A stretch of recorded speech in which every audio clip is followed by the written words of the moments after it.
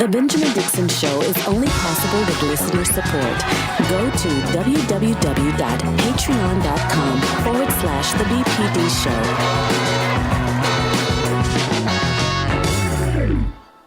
Good morning and welcome to the Benjamin Dixon Morning Show. It is Thursday, February 17th, 2022. Thank you so much for joining us. We have a jam-packed show this morning. We'll be joined by Dr. Carl Mack as always, and we'll also be joined this morning by Sister Ole Olurin. She'll be joining us momentarily to discuss her action as it pertains to Rikers Island. She's been covering the treatment of Black men and really everyone at Rikers. We'll be talking about that momentarily. And then throughout the rest of the show, we have a jam-packed show. I want to begin this morning really with just an observation about the difficulties that we as Black people have in this country simply to be heard. I'm thinking of the video that I shared yesterday on, or rather 2 days ago on Twitter, the one that's gone viral. And we'll talk about that later on in the episode as well. It's a video of the young Black man being arrested or cuffed during a fist fight that happened at the mall. And without any questions, the officers cuffed him and let the young white man stand on the side. No, not even questions of the people involved. It's at a point in this country where the absurdity of the clearness of racism and bigotry and the xenophobia and the homophobia and all the different isms that make up and maintain the political power structure that we're living in, it's clear that it is at a fever pitch, that they look clearly at the pictures of George Floyd. They look clearly at the images of the reality of racism, and they simply turn away and pretend like they don't see it. Dr. Mack, I know I'm not the only one who has that level of frustration with the inability to have truth be heard about everything. I mean, we simply can't have, and I think I've heard you say it before, it's like reason and stupid can't talk. They can't have a conversation because at the end of the day, we keep trying to, I think I want to rephrase that, in anyone's effort to explain racism to people who don't want to see it in the first place, it's an ultimate waste of our time. Good morning, Dr. Mack. How are you? Ben, I am so good. Listen, man, I was up in the wee hours of the morning. Ben, I sent you a new insertion from my calendar, my all women's calendar. I hope you saw it. I did. So I was up in the wee hours of the morning working on it. But to your point, Ben, again, that's that. I not that I hate to keep going back to it, but it is my rock of understanding. It is what keeps me sane in an insane world. And I always keep going back to what Frederick Douglass said to me. Frederick said, "Hey, Carl, don't be confused, child. You setting yourself up for failure, my son. Power will never be conceded. It must always be taken in a struggle." And so that's what this is, Ben. This is a constant struggle. And part of where I don't want you, my brother, I don't want you to get bogged down on hoping and being so optimistic that reason and stupid can have a conversation, because the two of them cannot. That's right. And so that's right. We have been in this fight for a long time. We built for it. Go ahead. That's right. No, what I was going to say is that's where I am. It's you can't be rational with irrational people. You cannot be reasonable with unreasonable people, especially people who make their money off of being unreasonable and irrational. So I'm with you, Dr. Mack. Right. Yeah. So trust and believe. And so in my conversations with white folk, if you want to understand me, then that's why I say, I coined this phrase, courageous conversation. You must have the courage to listen to my truth as I say it to you. And I must have the courage, to speak it. So I'm not going to dance around the issue of race. So when they say some dumb stuff to me, like, well, Carl, why you all always play the race card? I have to remind America, you invented the race card. That's right. You invented that. See, that's right. You just like now, Ben, I did this write-up on a sister, Vivian Malone, I believe it was. No. It was Arthurine Lucy. Now, Arthurine Lucy was the first Black woman to be admitted to attend classes. But she did it with this other sister named Polly Myers. So when they graduated high school, Polly Myers is actually the one who came up with the story as told by Arthurine Lucy. So they concocted this plan that, look, let's just submit the applications. Well, on the applications, Ben, it didn't have anything about race on the application. So based on their merits, the University of Alabama in Tuscaloosa admitted them. But when they showed up to enroll and they discovered they were Black, they now attempted to not allow them to come in. So with the with the intervention of the NAACP, this thing went to court and they were allowed to be admitted. But this legal situation took a year or so. And in the meantime, Polly had gotten pregnant. She wasn't married, and the University of Alabama used that as a reason not to allow her to come in. But the point that we're making, Ben, is it's never been about merit. It's never been about the content of my character. It's always been about the color of my skin. And what you saw in that situation, in that video in the mall, it wasn't about what their eyes saw. It wasn't that at the point that they came in, the white kid was in the dominant position. Normally, when you come in and if that's all you see is whoever's in the dominant position, you assume them to be the aggressor. That's right. Even in this situation, their white eyes, their soul won't allow them to see. This is how America views me. But now, being just like I'm talking about this, let me just say this. Last night, I also added an addition to my calendar, Erin Jackson, the sister who won the speed skating championship. That's right. Yes. Being she never would have been there if it wasn't for this white girl. So there was this white girl on her team, and during the U.S. Olympic trials, Erin Jackson actually slipped in her race, and she didn't make it. The white girl made it. And the white girl, knowing that Jackson was better, said, no, baby, we've been friends. I know you are better. Wow. I want you to take my spot. Wow. So just like so just like we can condemn all through our history and all through our struggles, there have been white folks who've just been good folks. And then you got some Black folks like that Loretta Lynch. Oh, yes, sir. Hold. I need you to hold Loretta Lynch for a second, because we're going to get to that in full detail, because I was taken aback. I sent you that article. Dr. Mack is talking about the fact that Loretta Lynch of the Obama administration is now going to be representing the NFL in the lawsuit with Brian Flores. We're going to flesh that out in great detail. But before we do that, hey, Google, what happened today in Black history? On February 17, 1936, footballer Jim Brown was born on St. Simon Island, Georgia. Accepting a scholarship to Syracuse University, he earned All-American honors in both football and lacrosse. Turning down a lucrative boxing contract, he was drafted by the Cleveland Browns of the National Football League. Arguably the greatest running back in NFL history, Brown was inducted in both the Collegiate and Professional Football Halls of Fame. Adapted from Black Heritage Day 4 calendar by author, lecturer, and civil rights activist Dr. Karl Mack. Now, see, Ben, one of the things that I have problems with Google is, the people that wrote the snippets, they don't understand our culture, right? So if you notice at the beginning, they said Jim Brown, a footballer. So anyway, one of the little things. I'm sorry. Go ahead, Brother Mack. I didn't mean to. No. But to the point, the other thing, the thing that I most remember, I most honor about Jim Brown is not what he did on the football field.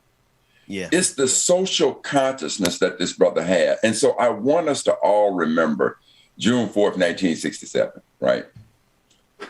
Ali had just become a conscientious objector to the Vietnam War. And at that event, Jim Brown got together, and I want to get my glasses, but it was Jim Brown, Bill Russell, then Lou Alcindor, who is now Kareem Abdul-Jabbar. But now, again, in this Brian Flores situation, I want you players to say this, because I've heard some of you talking about the fact that you don't have a guaranteed contract and what could happen to you. Back in that day, remember, they had the reserve clause. So all the owners owned the right to you. That's number one. But in the case of Lou Alcindor was not even in the NBA. He was still in college at UCLA when he came to the defense of Muhammad Ali. Okay. And then all the football players, Bill Russell, do you think Bill Russell had a guaranteed contract? No. So you had Muhammad Ali, Jim Brown, Lou Alcindor, Carl Stokes, Walter Beach, Bobby Mitchell, Sid Williams, Curtis McClinton, Willie Davis, Jim Shorter, and John Wooten. So the thing that I like about Jim Brown is this, not only what he did on the field, but on that day, he showed the world, but more importantly, he and those other brothers showed Ali, I am your brother's keeper. That's right. That's right. I love it. And I love how history dovetails perfectly with the present. Dr. Mack, we're going to be joined momentarily by Sister Ole Olurin, and she's going to be discussing what's happening at Rikers. There's a campaign that's trying to bring attention and focus onto the atrocities that are happening there. Until she gets here, I can't help but notice how that message particularly resonates today in the case of Loretta Lynch and Brian Flores. I sent you the article as soon as I saw it. The fact that Loretta Lynch of the Obama administration is now going to be representing the NFL in this historic lawsuit with Brian Flores. Brother Mack, I know you've dug into it. What are you thinking on this thing? Ben, first of all, I don't care how much... Bro, I don't care how much digging I do. Man, sometimes, man, this is like, I can't get it. So, Ben, this morning, Dr. Patton, now, Ben, you and I done spoke to Dr. Patton. Dr. Patton's the love of I love when I tell you the love of my life, I love Dr. Patton. It's just a wonderful, wonderful sister. And Dr. Patton and I have been in some beautiful battles together. And she's called me and made recommendations of things we should talk about on the show. So she's an ardent listener. Dr. Patton called me, and when Dr. Patton talks to me, it's the way she talks to me that it's so Dr. Patton. So she called me, man, she said this. Carl, tell me why. Yeah. Jesus, tell me why. I said, Doc, since you evoked the name of Jesus, all I can say is Judas. Man, this doesn't make sense. Now, as you stated, she's with the Obama administration. She takes over from, who was our first Attorney General? Eric Holder. So she takes over from Eric Holder. And now that she's graduated, she's an accomplished woman now. Let's not mistake now. So the Dylan Roof situation, she brought federal charges to bring a life sentence against him. So she's done some good things.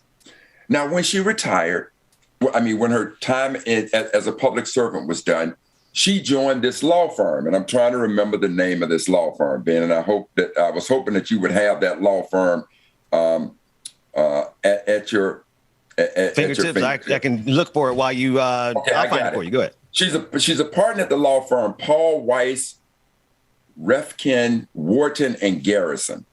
And so this firm has done work with the NFL in the past. So they brought her in as a partner. So trust and believe she's getting paid now. So knowing that this firm has done work with the NFL, they represented the NFL in the past. So the NFL decides to go to them. But I don't think the NFL went to them just to go to them. They went to them with the exact intent to have this black face to represent these white owners.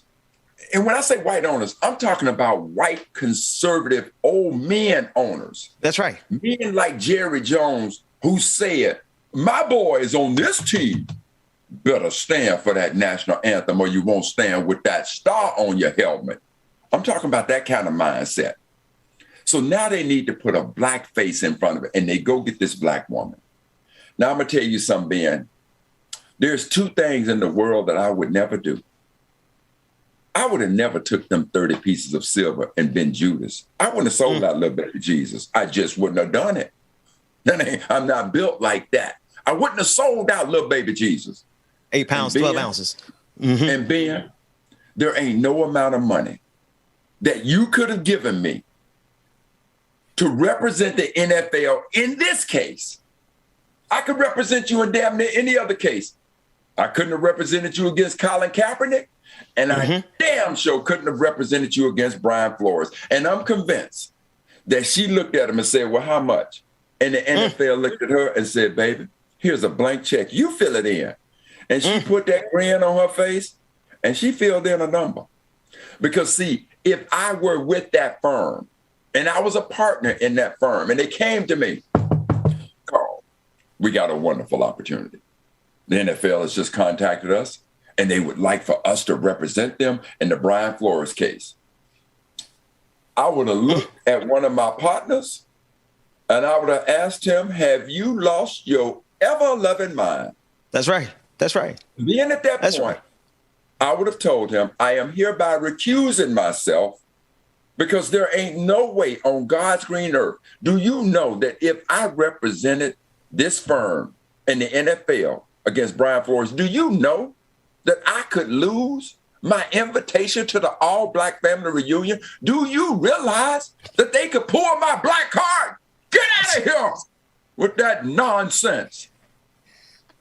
I'm just saying. We're laughing, Brother Matt, but it's deadly serious, right? And it's something when immediately when I saw this headline, the first thing I thought of was how Barack Obama, who is the one person you can't speak ill of in most black circles, don't say it in front of my actively that too, right? Barack Obama actively inserted himself into the players' strike of 2020. The players, black players in the NBA, decided to strike out of protest on behalf of Jacob Blake, who had been shot by police officers. Barack Obama personally made a call to LeBron James, Chris Paul, and other players and convinced them to go back to work, neutralizing that power that those athletes have. Why is this happening from the likes of Barack Obama and Loretta Lynch? Ben, I need a moment. You know, I like to think that I keep up with things.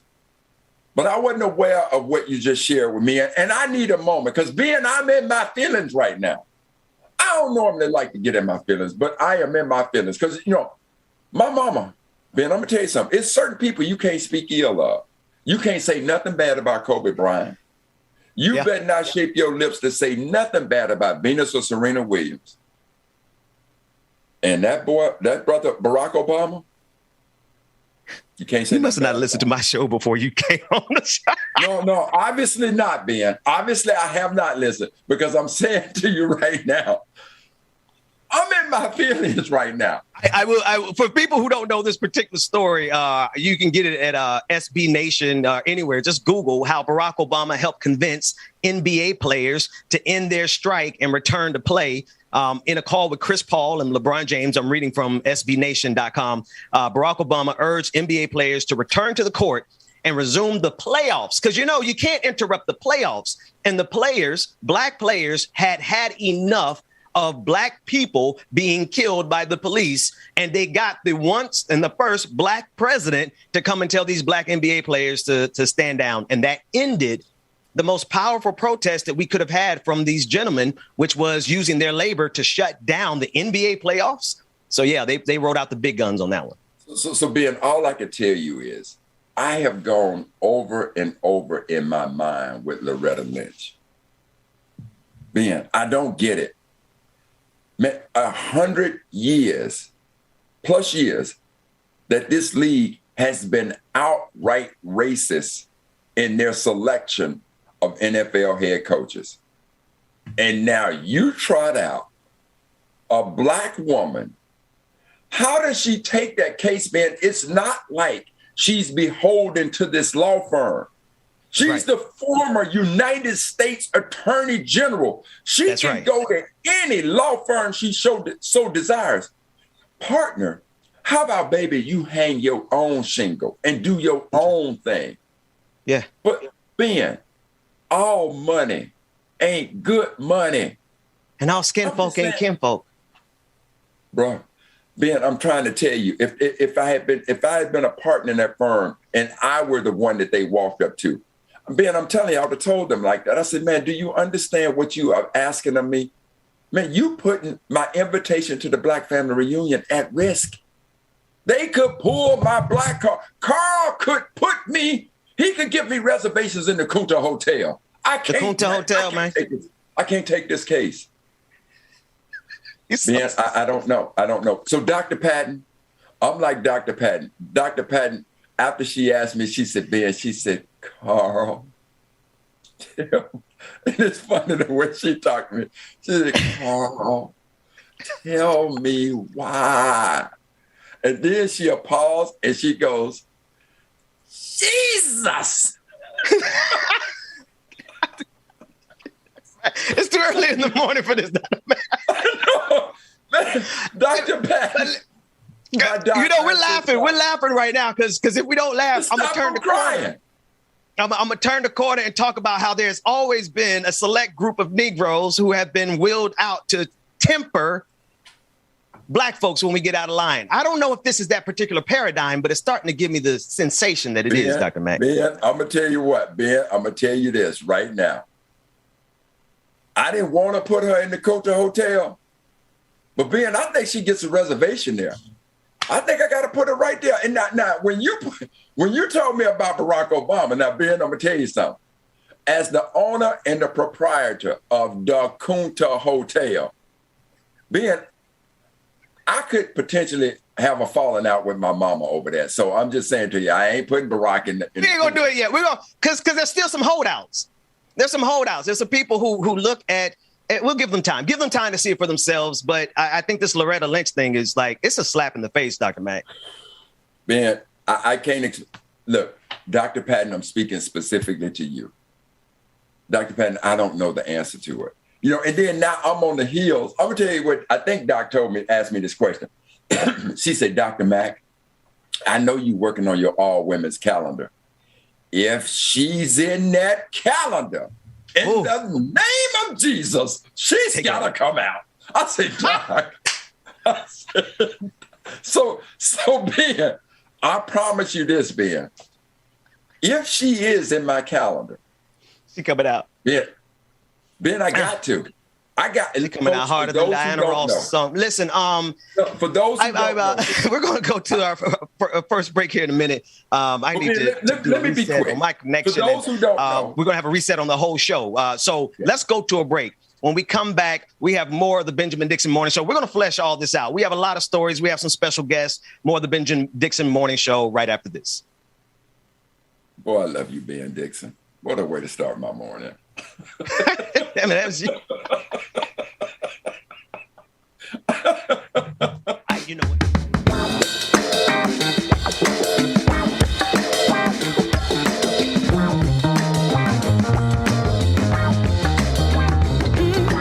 Baby, you set my soul on fire every morning and every evening. Ooh. And maybe we can't get any higher.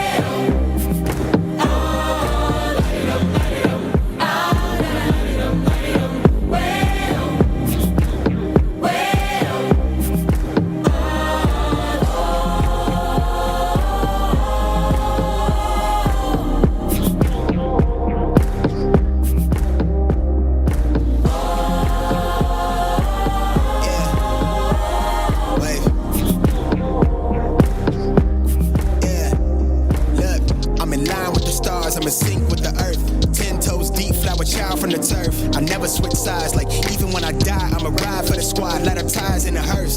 I've been on the vibe, kinda hard to describe. I'm in between, I'm good and it's fine, but I'm tired of the grind. Then I come alive in the night to realize I'm in the middle of the time of my life. I'm never so packed for the stack, never lied on the rap. Got a bag from the way that I write it. Queen looking Tyson, through that I survived, doing 80 to the house. Then I hit her to the sky, changed haters on a tirade. Talking to their crib in their face, be still, let that hate stuff fade. We all want the same, we all want a meal in the safe. I wanna live like I'm trying to reach enlightenment. Trail spill from my lips, feel big from the bib. Take a sip till I pass out. I'm trying to get grip, but it don't make sense. Cause you can lose life on this fast route. Yeah, turn thoughts to a cash cow. I might flip that to the glass house. I don't need the accolades, I'm in love with the chase. I just wanna eat, save a spot at the table. Beast with the slap, pin myself on the map. You long with the wind, but we knowing that it's cap. 5-hour flights, couple nights at the flat. To be real, couldn't see me making moves while I'm at. I'm still on the grind, limit time when I chat. I'm burning down sage, keep the demons away. When I write it, give a piece of myself to the page. I don't do it for the praise, love, that's just how I'm made. From the glass in the mirror, yeah. Do it at me, old man, tryna pass in the fear. You're the first one to talk, but the last one to hear. Eyes blurry, but I couldn't see that, and he cleared down. Start to feel like I'm on one. Settle in, I'll be here for the long run. I'm a slave for the cash, got snakes in the grass, no brakes on the ad, but it's all fun. We done seen it all, heard it all. Heard enough, give me space before I murder y'all. 10 bad here, I'ma curve them all. 12 missed calls, and I still made a curtain call. Here to light it up, lighten up. Hear him talking, they ain't right enough, tighten up. Everything that I came for, I left with. I don't bang sets, I just bang on the set list. Going past supper when I came for the breakfast. Put me in your prayers, I might put you on the guest list. Young, tell me reckless. Gold in my soul, got the same on my necklace.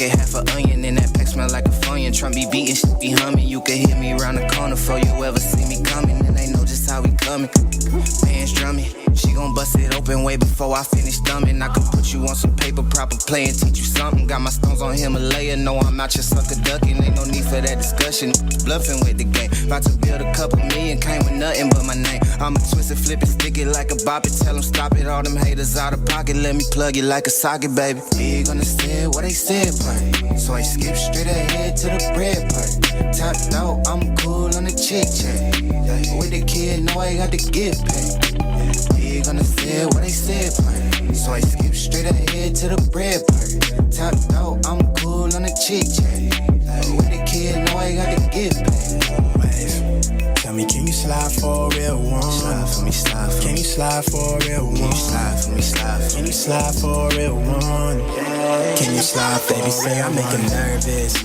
Maybe cause I'm real on the surface. Maybe cause I'm 10 down where the turf is. Don't get lost in those facades on the guys. You know ain't nobody perfect. I just put the work in. I know what my worth is. I'm living lavish. I'm flossing, bossing a bag and I'm cash off the passion. Out here with my niggas, AV to the casket. We reckless, stay in your lane. I'm on gas till somebody cut the brakes. Cutting off these haters in the heads of the snakes. You're spinning the plan, but you catching on late. She just sent the emoji, said she wetter than a lake. So I better not flake, take a break, say word. Hit me when you through with that, then we can shift again. My schedule been clear. These niggas see me, they mad like I'm one of their peers. I put that on Sita, so I'm sure it's abundantly clear. I'm hella big on the set, what I said. Eyes low off the legal and the red wig. Put the leg room in the roof gone.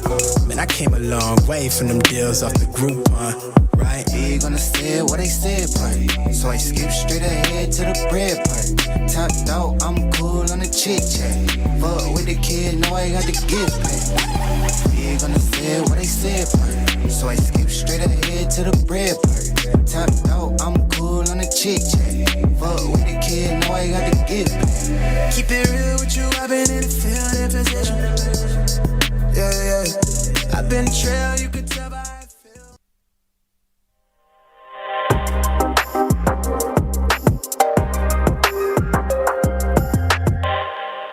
All right, folks, I'm back. We're back. It took a second. Thank you for your patience. I don't know. I had to reset a whole bunch of stuff. Dr. Mack, what did I do? I'm going to tell you right now what you did wrong. See, this ain't called the David or Dwayne morning show. This is the Benjamin Dixon morning show. And see, you just keep running the clip of Chappelle. You just keep running it, Ben. You just won't let it go. That's number one.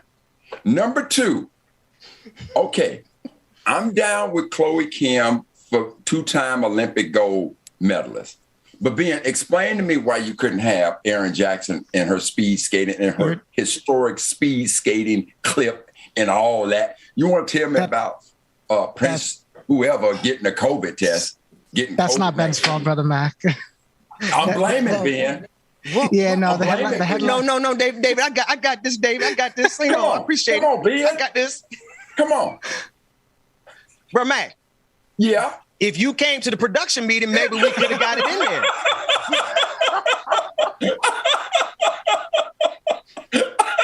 Now, ladies, gentlemen, and non-gender conforming individuals, let's get to the news. But no, that's a good point. We'll get it in there. Send us that your calendar today, and we'll put it in there. You're right. That said, let's go. Georgia Fort's not with us today. Listen, we're throwing audibles. Today is a complete show of audibles. Georgia Fort had to call in. She everything that she's got going on over there in Minneapolis. She's on the front lines of that, as well as Olea Olurin. She was going to join us this morning to discuss the campaign to bring attention to the atrocities at Rikers Island. She had to go and take care of a client, and obviously that takes precedent. So our two sisters who are going to join us this morning, they're not with us. That said, I still want to cover the same stories that we were going to discuss with Georgia. One of them we discussed yesterday, Brother Mac. Dwayne, I don't want to go with the Ilhan clip just yet. Let's go to the second one. And it is about the inflation. We've talked about this, the inflation. It's about inflation. And the article particularly that we're discussing is an article that tries to help people to understand the Democratic Party's argument as it pertains to why prices are going up. Brother Mac, I'll let you jump in there because I have a lot to say about it, but I know you sent me that article.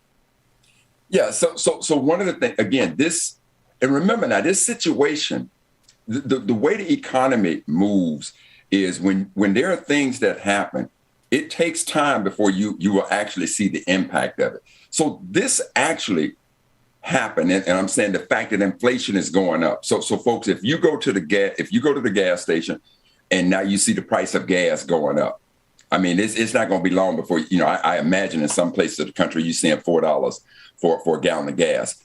You go to the grocery store, you're seeing eggs, a loaf of bread. As these prices are ramping up right now, that's why they're saying that we're on inflation, 7.5%, the highest it's been in over 40 years since, I think, the Reagan administration. And it's looking to go up further. Now, part of the reason why this happened is that during COVID, when the economy completely shut down, The Federal Reserve, which is the bank of the United States, said, look, with all these people being locked down, our economy is coming to a complete stop. We need to stimulate it. So the Federal Reserve pumped in trillions of dollars into the economy. So all the stimulus checks that people were getting, I mean, there are reports of some people who were getting more in stimulus checks than they were in what they were making. But basically what happened is the American economy was propped up in this absolutely perfect scenario that just does not exist in a capitalistic society where you got zero interest rates and you just throwing money out left and right. And as a result, inflation ran away. But with all of this infusion of money, now greed takes place with these corporations. So when you had companies delivering their annual reports, because right now we're in Q1, and that's the first quarter. We're at the end of, the fourth quarter. So now you're hearing from companies, them reporting their fourth quarter reports. And when they give their earnings reports, they normally give you three things. They give you the amount of revenue they made, they give you the earnings per share, and then they give you guidance. So when they're coming in with these record profits, companies like Chipotle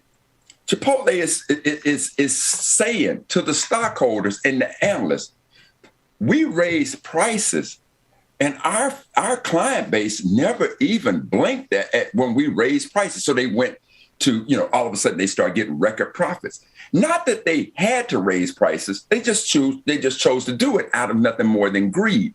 Netflix. Now, I can understand Netflix raising their prices because the more content they get, the more those costs goes up. But you had Tyson's Chicken for no other reason. They just simply rose made the prices, inflated their prices. And we still going in there buying the goods.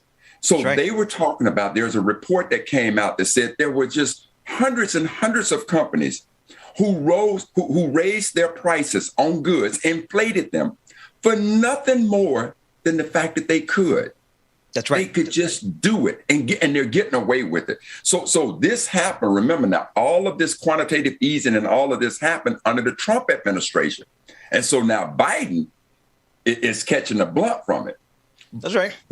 But now what you do about it. And so now that's why interest rates have been at zero. And so if anybody's paid attention to the market in January, you saw the market just dropping crazy. Why? Because the Federal Reserve is now realizing that in order to curtail inflation, they have to raise interest rates. And the market don't like that. So now they were talking about raising interest rates 4 times a year at a quarter basis point. Now the talk is maybe they have to raise interest rates 7 times a year, and they have to start at a half a basis point. But we're going to see. So you got that going. Now you got Russia at the border of Ukraine. That's jacking up gas prices. So right now, I'm saying to the American, to our family out there, buckle in, because I believe that prices are going to go higher. And the first place that you'll see them is when you go to put gas in your car. This is what has happened because of the quantitative easing as a result of the pandemic and as a result of just corporate greed. So Chipotle, I got to talk to my son about every Friday us going to Chipotle, because I have been noticing how your prices have just gone up dramatically. And you thinking I don't care about it? You done lost your mind. I do care about it.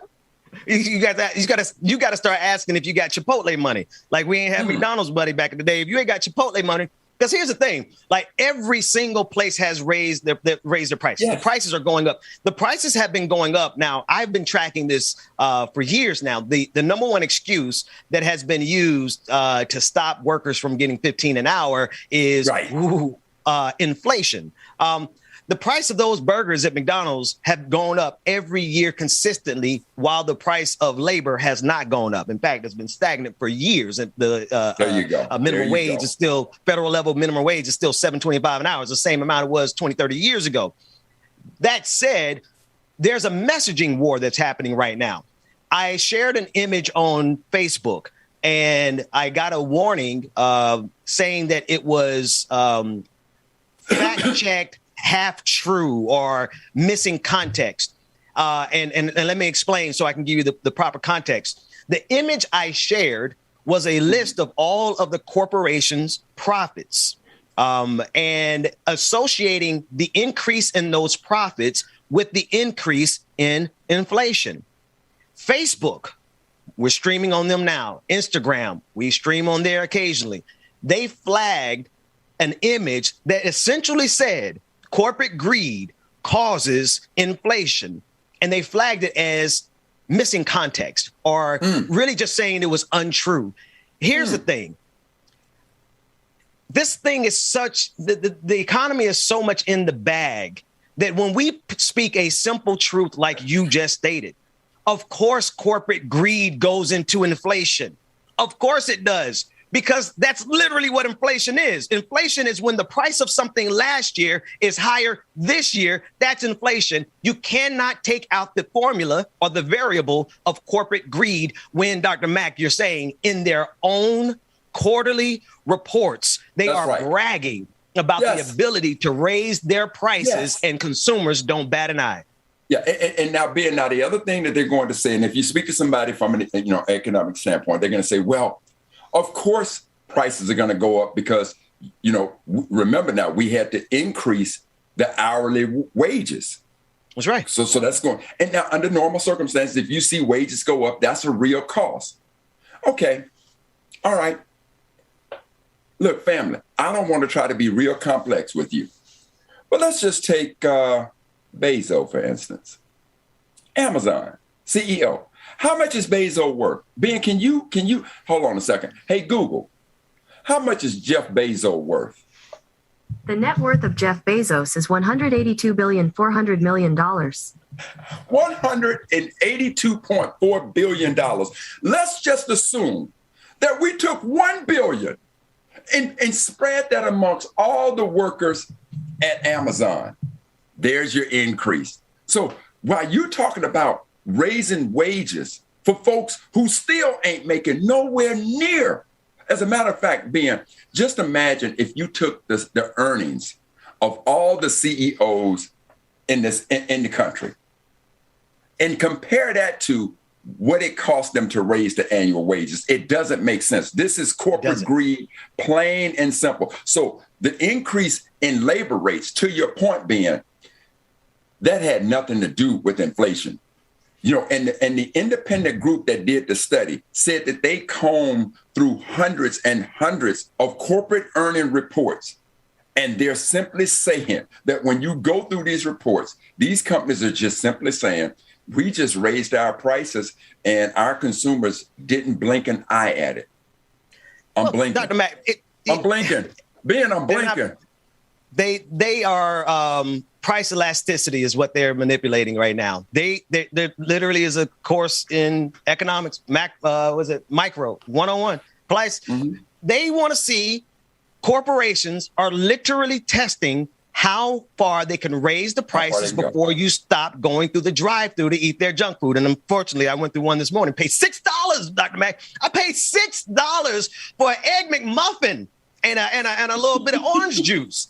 And I shouldn't have been eating it anyway. But the point is they really are testing and it's up to the consumers. But the thing is, Dr. Mack, when our behavior patterns have been swipe our card, eat buy that, not really paying attention to the increase every single month. Well, that's how corporations were able to take you from a $2.99 value meal. Y'all remember those commercials? Yeah, I know some people might. Value meal used to be $2.99. Now you got to get a mortgage to go get this McDonald's sandwich. Anyway, Dr. Mack. But Ben, to your point, understand that the fact that, Ben, when was the last time you used cash money to pay for anything? See, when we got that card, it's like you don't know. It's so easy to do it. Now, I called out Chipotle. Trust and believe. See, that's why at the Mack household, we don't drink Starbucks. We drink Folgers Crystal. Because when you go to Starbucks, trust and believe, Starbucks has been raising the price on that cup of coffee. I don't go to Starbucks. So how much is a cup of coffee at Starbucks? That's what, $6 for a cup of coffee? $11 for 2 cups of coffee. If you don't get something with a venti, you know what I mean? Don't get something with a little foam on top, a little latte. If you get a hard in it, it's gonna be $30. Anyway. So family, let me help you to understand. A cup of coffee probably costs 50 cents. That's right. And Starbucks, who we love and so much, that you love so much, they too are talking about the prices of them raising their prices. So Starbucks, Chipotle, Tyson's Chicken, all over the place. It is nothing more than corporate greed. And being to your point, call it elasticity, it is certainly in effect right now. And inflation is running out of control because of corporate greed. And it is not. And if we take away the variable of greed, then what will happen? And this is really important, right? What's really important is that if we allow Facebook, Instagram, and all the politicians who are making policy to not even allow us to discuss corporate greed as a very real variable in inflation, that will give them permission to take austerity measures to penalize. And when I mean austerity, I mean they're going to cut. They're going to cut everything. They're going to come in and try to make cuts for the excuse. It doesn't make sense. Now, mathematically, economically, it doesn't connect. But that has never stopped the Republican Party and the rich people in this country from making policies that hurt poor people underneath the guise of inflation. And they will not take any measures to address the corporate greed, which is at the core root of exactly what's happening right now, Dr. Mack. And so, that's why I want to hear from our two favorite folks. I need to hear from Elizabeth Warren. I need to hear from Bernie Sanders about how this is just a runaway muck. I mean, you want to talk about corporate greed at its best, but trust and believe, Chipotle, I got it. Now, see, for me, it's just about my son. I'm trying to tell you right now, it's going to be a war in this house because every Friday, my son is like, Dad, we don't even think about what we're going to eat on Friday. My son, that's what he does. So I got to talk to him about it. Hopefully he's at a level of understanding. Otherwise, Ain't no much Chipotle on Friday, man. Y'all gonna have to pull up in the backyard and barbecue something. But speaking of, you brought up Starbucks, and we have a clip that Sister Georgia Ford was able to get in the Starbucks unionizing efforts there in the Twin Cities. She had a chance to speak with Congresswoman Ilhan Omar, who was there supporting the Starbucks workers. Now, in the midst of all this corporate greed, in the midst of all these record profits, you still have corporations like Starbucks and Amazon who are spending those profits trying to make sure that their employees don't unionize. And this is Congresswoman Ilhan Omar at a Starbucks supporting the unionizing efforts there. Let's take a listen. We're really excited to be here at Starbucks in Minneapolis to come and support and stand in solidarity with workers here who are trying to create their own union. We believe in the collective power that unions create in regards to bargaining for a more dignified workplace, and it's really exciting to see it from the ground up. Corporations are not caring about their employees anymore. It's gone away. And you have all these people who are considered, especially the people who are considered essential during the pandemic. Like, I'm so essential that I have to go out while there's a global pandemic and go to work, but I'm not essential enough that I deserve to afford rent and groceries. Like, that doesn't add up to me. I'm Copeland. I have been a partner at Starbucks for 3 years. This is my third location here in Minneapolis, and I'm just really excited about what we've gotten started here. Already people are coming in and ordering coffees and changing their name to Union Strong, and we have customers yelling about solidarity as they walk out. It's been really overwhelming, like the amount of support that we've had.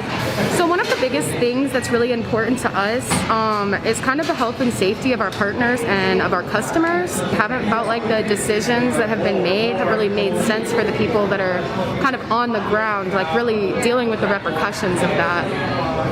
Additionally, we would like Starbucks to start kind of putting more money into more social and material support towards the marginalized communities that they kind of cater to. They do a lot to kind of brand themselves as very progressive, and we don't feel like the support for us as partners to upkeep that is necessarily there. They've really took a stand. They don't want the union to come, and we're ready for what is to come from the company, and ensuring that we have community support as well. We're really excited to have Congresswoman Omar coming down today to show support with the workers. You could hear them talk about the energy they're experiencing, the kind of solidarity that people people are showing them in the community. There is siblinghood, and it's just really lovely and wonderful to witness. I know that this movement is going to grow, that it's not just going to stay with one store in Minneapolis or one store in St. Paul. There is so much energy in a lot of the other Starbuckses in the Twin Cities area. My daughter used to work at a Starbucks, and she's already hearing from friends that this is exciting. So I can't wait for this movement to grow. I can't wait to continue to stand with them, and I can't wait for our union-friendly community to welcome them and uplift them. Because we have such a safe environment here, we felt like it was important for us to kind of take that step so that hopefully other stores around us can see, like, this is doable, and you don't have to do it first. Like, we did it. Now join us. I love that. You don't have to do it first. We did it. Now join us. Now, that's the Starbucks there in the Twin Cities. And Dr. Mack, if you pull up to the Starbucks in Bankhead, Buckhead, College Park, it's all black staff. Out in the country where my mama has a Starbucks, well, she doesn't own it, but there's one out there by her. It's all black. I want people to understand the unionizing efforts are black issues as well. Ben, I'm just playing around with some just simple math. And, we're talking about the amount of money that these CEOs make. Just take, look. So there's 2,080 hours in a work week. Hey, Google, how many employees are there at Amazon? On the website howigotjob.com, they say, let's know about how many employees does Amazon have. Google, stop. They said they got about 170,000 workers. So if you multiply that times 170,000, that's 353 million, right? 353 million. Jeff Bezos has 184 billion. Jeff Bezos can take $1 billion and give these people an incredible raise just off of $1 billion. 184 billion, Ben. I need folks to understand what that means. That means that this man can spend $184 million a year for 1,000 years. And you're talking about workers. So the CEOs of these companies, and that's what they're talking to in their quarterly report. Remember who they're talking to in the quarterly report. They're talking to their stakeholders, and they're talking to the analysts. And the analysts, if they say the right things, the analysts are going to make those stock prices go up, and they're going to make even more money because they can say, we raised the prices on Ben and Carl, and Ben and Carl didn't say a thing. They just continue to pay it.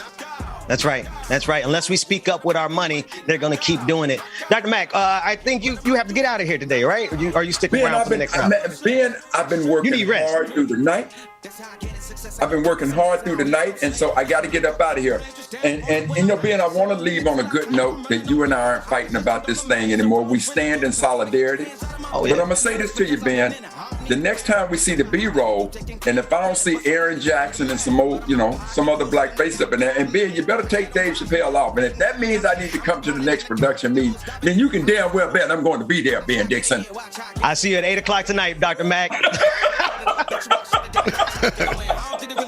All right, y'all. We'll be back with. I love you, black man.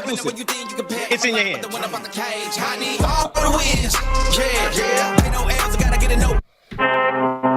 Good morning, everybody. It's your boy James Brother Williams. I need all the wins. Ain't no L's, I gotta get a no call and quit. Yeah, I was late today. Gotta keep on moving no matter Good morning, everybody. Better move out the way, cause I'm coming with all of this. My head is as hard as a brick, but I'm harder than all of this. Good morning. Better move, you might get knocked out. This Guru Man, see Alicia, Brittany, Lawrence Ryder, this new Roller Dragon, what's going on? Hollywood. Better move, you might get knocked out. G-Man, Six Bag and Daddy, what's going on, y'all? Good morning, everybody. That's how I get it. success ain't no given. Some days I don't hit, I don't slay. When I'm focused, I'm dangerous. Down wonder when I'm anxious. Ain't no limit till I tank. I'm running on fumes. The opposites lead on the maze. The roads racing through the pavement. Get your hands out of my bag. I know that's because I've been in it. I don't need to brag. Get to what happens when you taking care of your business. But some family, you do the math. I'm out of my pocket. Houston, we got a problem. Let them watch me elevating. Got them nuts. Mom and Daddy, I know y'all that's somewhere. Good morning, family. Watch out, get ahead. Watch out, get ahead. Watch out, get ahead. Watch out, set it up. Bet you I shut it down. Watch out, get a win. I don't think they really want to come against the winner. Got a finger run up in on a grenade. I ain't never been there where you think you can pay. I'm alive, but the winner from the cage. I need all the wins. Thank you so much. I know fans are gonna get back all the quits. Gotta keep on moving no matter how hard it gets. Better move out the way, cause I'm coming with harder hits. My head is as hard as a brick, but I'm harder than all of this. You better move, you might get knocked out. Knocked out. You better move, you might get knocked out. Knocked out. You better move, you might get knocked out. Knocked out. You better move, you might get knocked out. Knocked out. Good morning. Y'all make sure y'all stay tuned. Tiger, what's going on? Y'all make sure y'all stay tuned, man. We got more coming in next to the Benjamin Dixon Morning Show. Like it or not.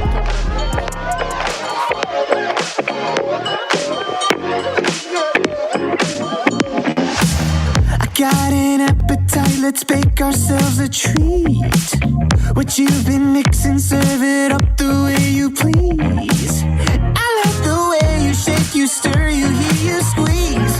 So thick, push up and butter me. So move that, push that, shake that, smack that, mix that, cook that, marinate that. We don't need a recipe. With that cream, baby, pour that sweet on me.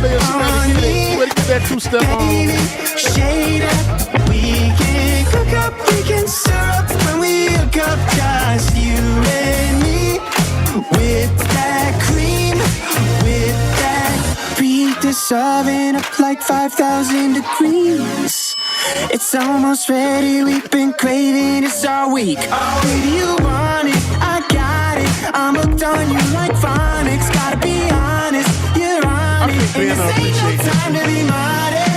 Brother Ben, good morning, Lily. No, not yet. But this one is for you, Ben, back there in the background. Track Natasha, good morning. Hey, you know, my favorite childhood memory is building sandcastles with my grandfather. You know, that was until my mother took the urn from me. When we hook up, just you and me.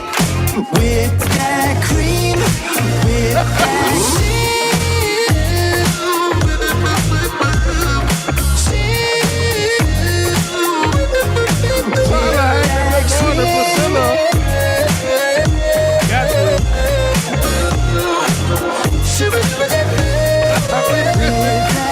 Brother Chuck Diesel.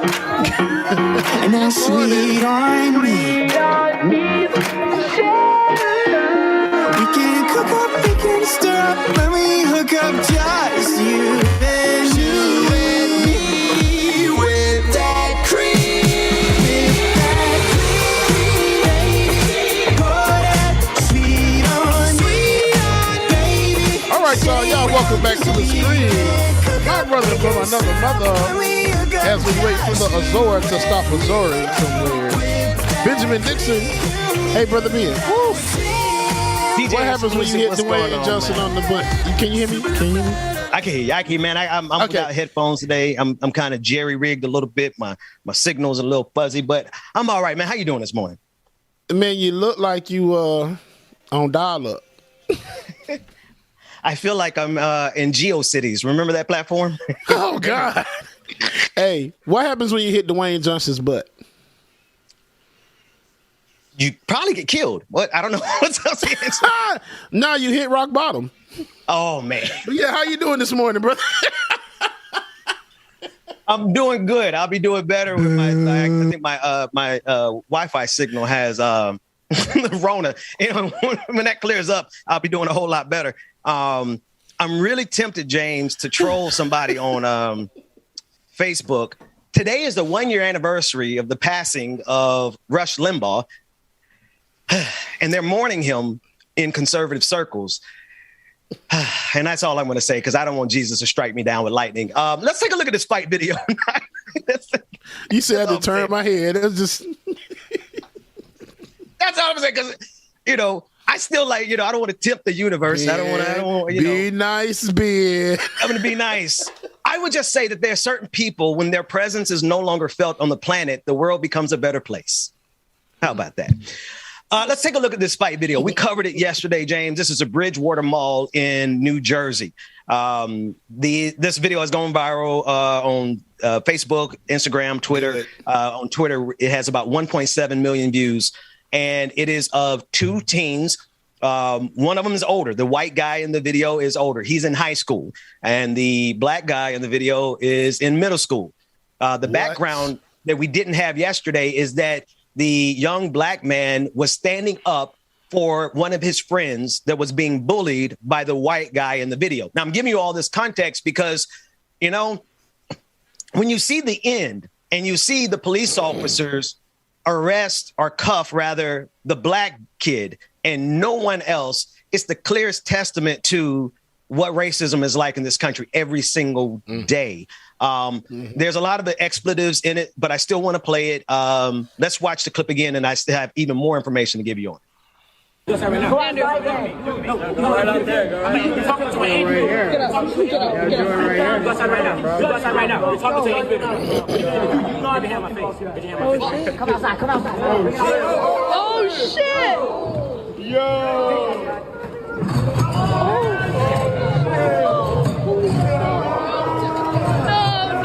No, bro.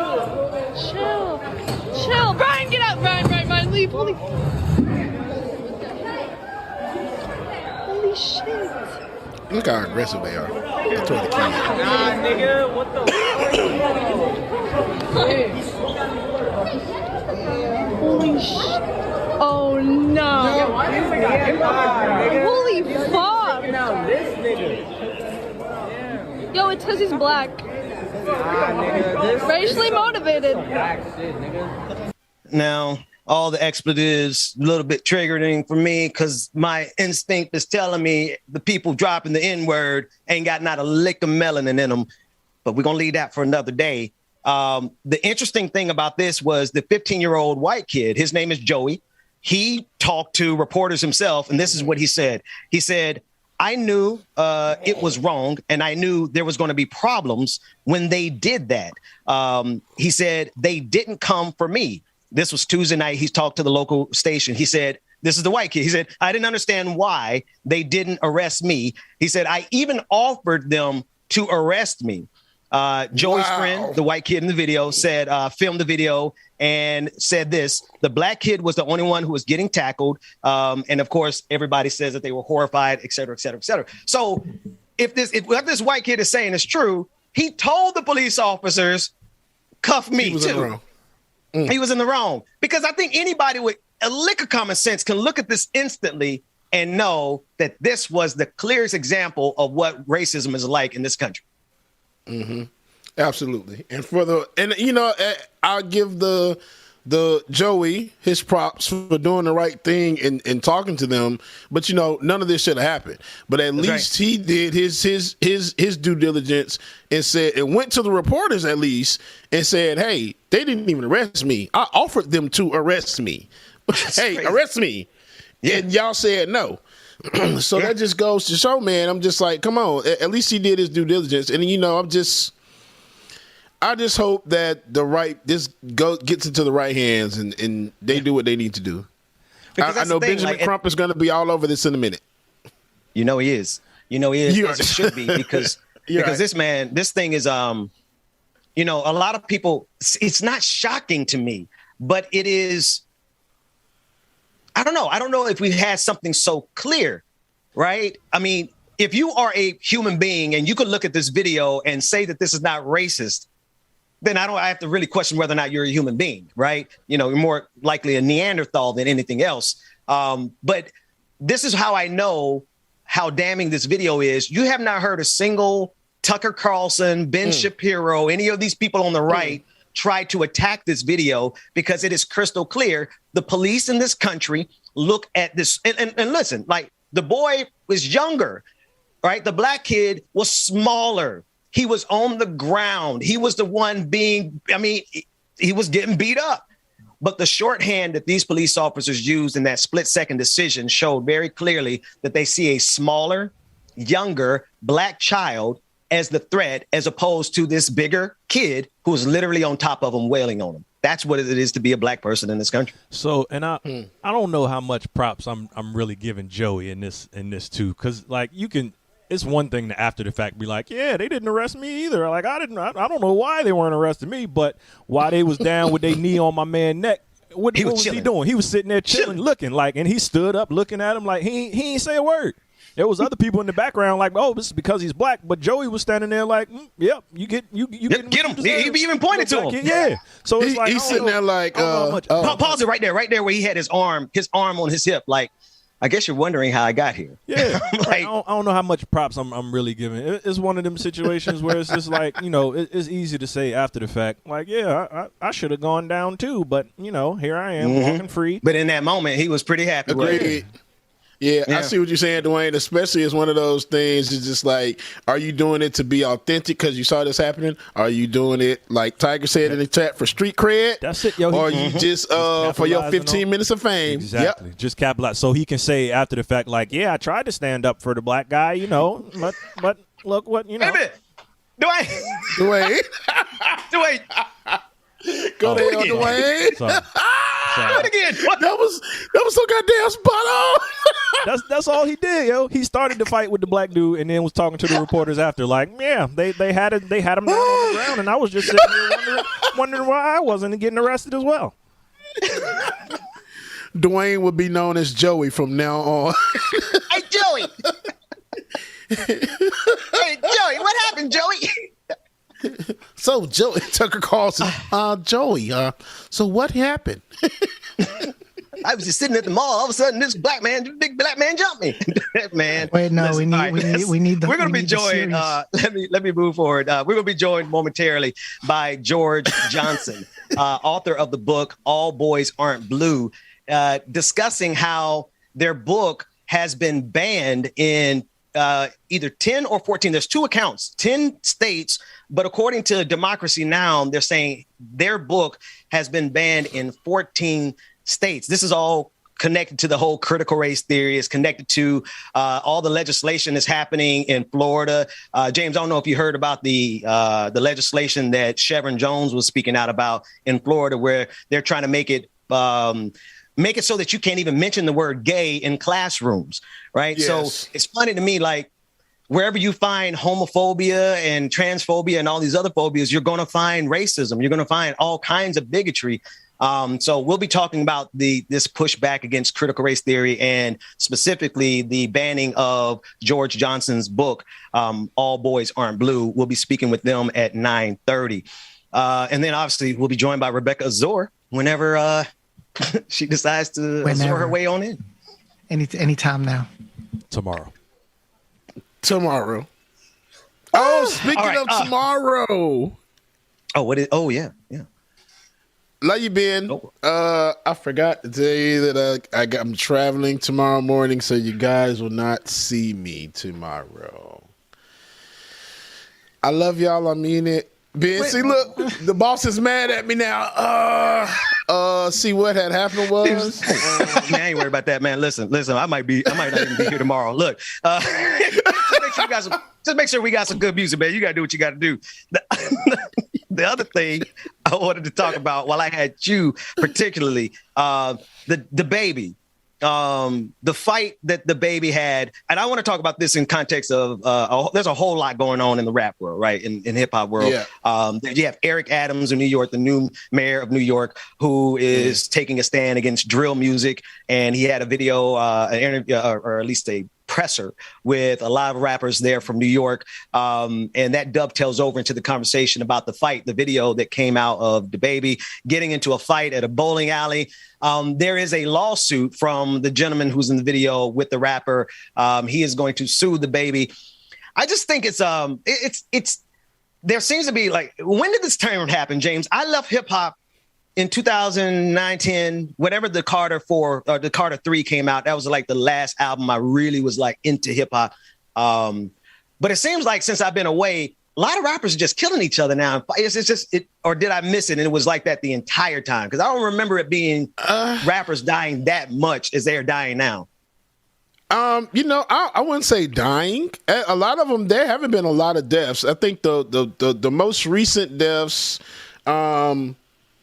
actually was Pop Smoke.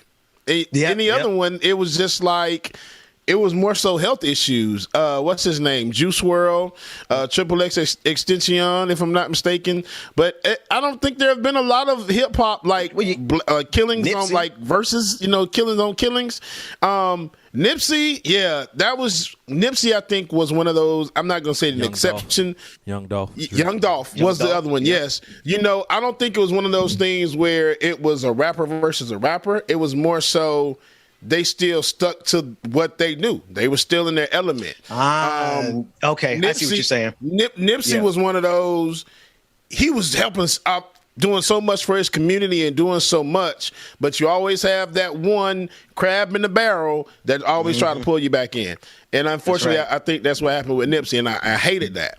But man. The baby situation, this is, from what I understand, Dana Lee's brother. So this is beef that's been ongoing in this whole family, because that whole thing has just been a whole big mess. This ties back to this ties back to the video. I remember now. I'm with you on that. And I see that distinction that you're making, that some of this isn't rapper versus rapper so much as street life still being in their lives for various reasons. And them having too much money to know what to do with and just being stupid. Because the baby's actions with Dana Lee, that whole video and doing all that, I mean, both of them was just wrong. I mean, like, that's too much. Y'all doing too much. Yeah. So, I got a clip of, like you said. Go ahead, Dwayne. Go ahead. It ties into that because, from what I understand of the situation, the brother, the one getting drugged all around by his hair, was after all of that, after the whole baby and Danny Lay situation, he came out and was the baby is, when I see you, it's on sight. And so don't, if you tell somebody it's on sight when I see you, better be prepared for what comes with that. So he saw them in the bowling alley, and from what I have read and seen, he walked up on the baby and his entourage to talk. When you tell somebody it's on site, you ain't walking up to them. You ain't going up to talk. So he kind of got what was coming to him. It was funny to me watching the video because it was all kind of slipping and sliding on the boat. It was the way. It was like one of them videos you watch that's got the sound effects to it, and like whoa. Wait. Yeah. His little after video where he was riding in the car with his boys, showing off his little scars and whatnot. And man, go, Dwayne. See, they don't see your face laughing. See, they see me and James laughing, and then they're gonna be like, "Hey, where them two Negroes at? They were laughing at us." No, put your. Nah, I ain't worried about them. But you're so stupid, man. I want to read this. I do want to connect it, if it is connectable to what Eric Adams is doing. We have this clip. I'm not a fan of the mayor of New York for many reasons that I've already outlined. But this is an interesting update. New York City Mayor Eric Adams is raising the alarm over violent content in drill rap.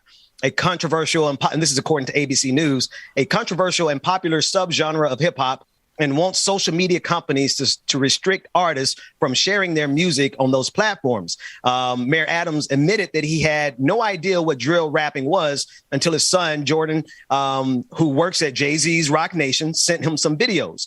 And this is what he said about it. He said, "We're going to pull together the social media companies and sit down with them and state that you have a civic and corporate responsibility," Adams told reporters last week. We pulled Trump off of Twitter because what he was spewing, yet we're allowing music displaying of guns, violence. We're allowing that to stay on these sites. Let's take a listen to this clip. It's a very short clip, but one of the rappers that met with the mayor had something to say about it. Okay. It's 11:30 on a Tuesday night. It's been a lot of talk about drill rap, drill music, New York City, connecting violence with the culture. And I just wanted to create a conversation with the mayor. We got Fabio here. We got Young B Love here. We got Slow and Bucks here. We got Bleezy here to talk about, what's really happening, so the mayor could get a real perspective and a real understanding of what drill rap is, and so that we could have some real dialogue and really start to really make things happen. We're going to roll out something together on the whole conversation, and we're looking forward to it. And I appreciate you, man. Definitely. All right, so I'm going to ask a question. Yeah. Dwayne maybe can help me here. And now I'm starting to feel old as hell. I know what you're about to ask. What is drill rap? I Googled it just in case somebody was going to ask that question. It's hard to I don't. We might need Ben's Google answer for this, but from what I understand, it's like a subgenre that was popularized in Chicago. And so that's like Pop Smoke, basically, like Pop Smoke. And when it's 5EO Foreign and all of them. Okay, it's kind of like the feeling to me. So to me, it doesn't always have to be. It's not like drill is just it's guns and shooting people, but it's just what them guys from Chicago that kind of popularized it was talking about. The drill sound can be anything. It doesn't have to just be shooting and killing and Eric Adams is not the first person to come out and say something about. I can't remember the guy's name, but popular I think DJ in New York was saying, "Yo, I'm not playing no more of this drill stuff while y'all talking about shooting and killing people because we losing too many of our black people." So Eric Adams isn't the first to say something about it. He's just the one right now that's kind of bringing the argument forward. It's so somebody in the chat rooms, various chat rooms. The only this is how old I am too, James. Let's just be real. The only reference of drill that I actually know is Jay-Z on Drake's latest album. Like I said, I punched out in 2008 at the Carter 3, and I punched back in with Champagne, whatever the name of that album was, Certified Lover Boy, right? And so the first time, the last time I've heard drill actually mentioned in music was Jay-Z talking about, I got $1 billion or $2 billion, I could drill you, I know where you live, right?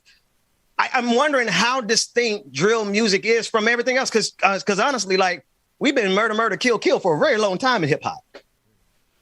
Yeah, very long time. So, okay, and Joshua, thank you. Lil Durk and Chief Keef, I don't listen to Chief Keef, but Lil Durk, I listen to, consider drill rap. I didn't know that. Yeah, Chief Keef was like one of the first that kind of made it real popular. Yeah, but now that sound, there's a lot of artists, using that drill kind of sound. And it's hard to explain what the sound really is. It's just a distinctive kind of way that they ride the beat and the different beats that come with it. But Chief Keef kind of made it popular. Lil Durk is taking it to another level now. You got 5EO, like you said, in New York.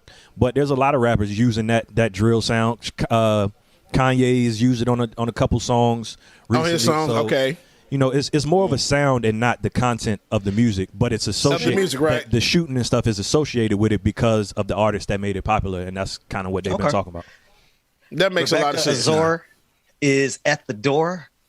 Good morning, sis. Are we? How y'all? You know what? Actually, let me just bring you in now because we are going to have to take a break and come back. Okay, I didn't realize that. Thank you, David, for that update. Let's do this. DJ Exclusive, take us to a quick break. When we come back, we're going to have Rebecca Azor join us, and then shortly thereafter, we'll be joined by George. Rebecca's rolling her eyes at me. More likely than not, the Benjamin Dixon Morning Show. We'll be back right after this. I wish I had some drill, some non-copyrighted drill music that I can play for y'all. You're already done. Let y'all know. Rebecca's talking noise already, y'all. Y'all make sure y'all stay tuned, man. We had a special guest joining us next. Y'all make sure y'all stay tuned. Or on Like It or Not here on the all see, what they all see is you need help. But still you try so hard to cover up your games. You try so hard, hoping that one day something gon' change. You waste all of your time covering up your tracks. Spend all your days running away. You got to watch your back, and that's the facts. You spend so much of your life scheming and trying to get over. Got you wondering why you come around. All you get is cold shoulder. Yeah, you try so hard.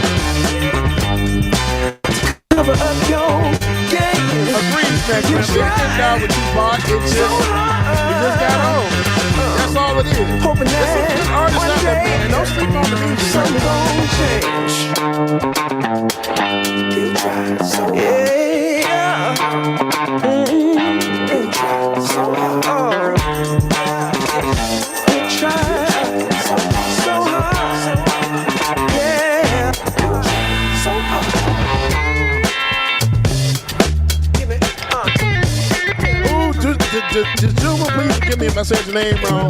You are so right. The Juma Boutique says we have violent movies, violent TV shows, violent video games, but let's blame rap. It's the 90s all over again. That's some real stuff right there. Yes, it is. All this violent stuff, y'all go after music every time. Never understand.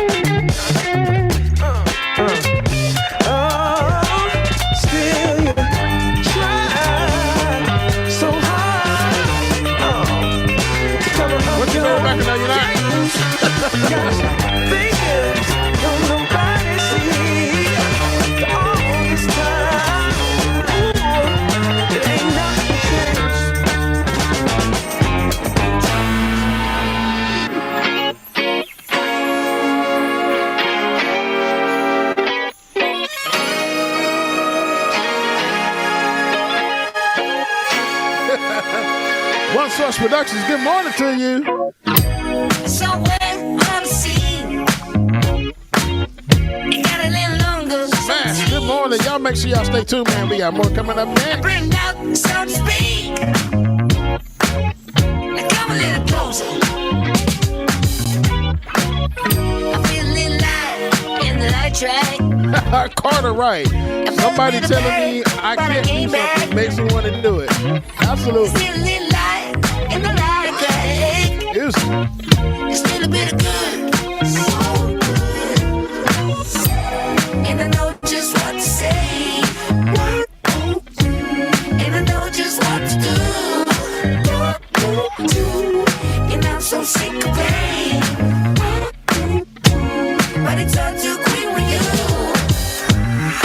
Losing this game, I can't afford to be losing this game. And I know you deserve respect.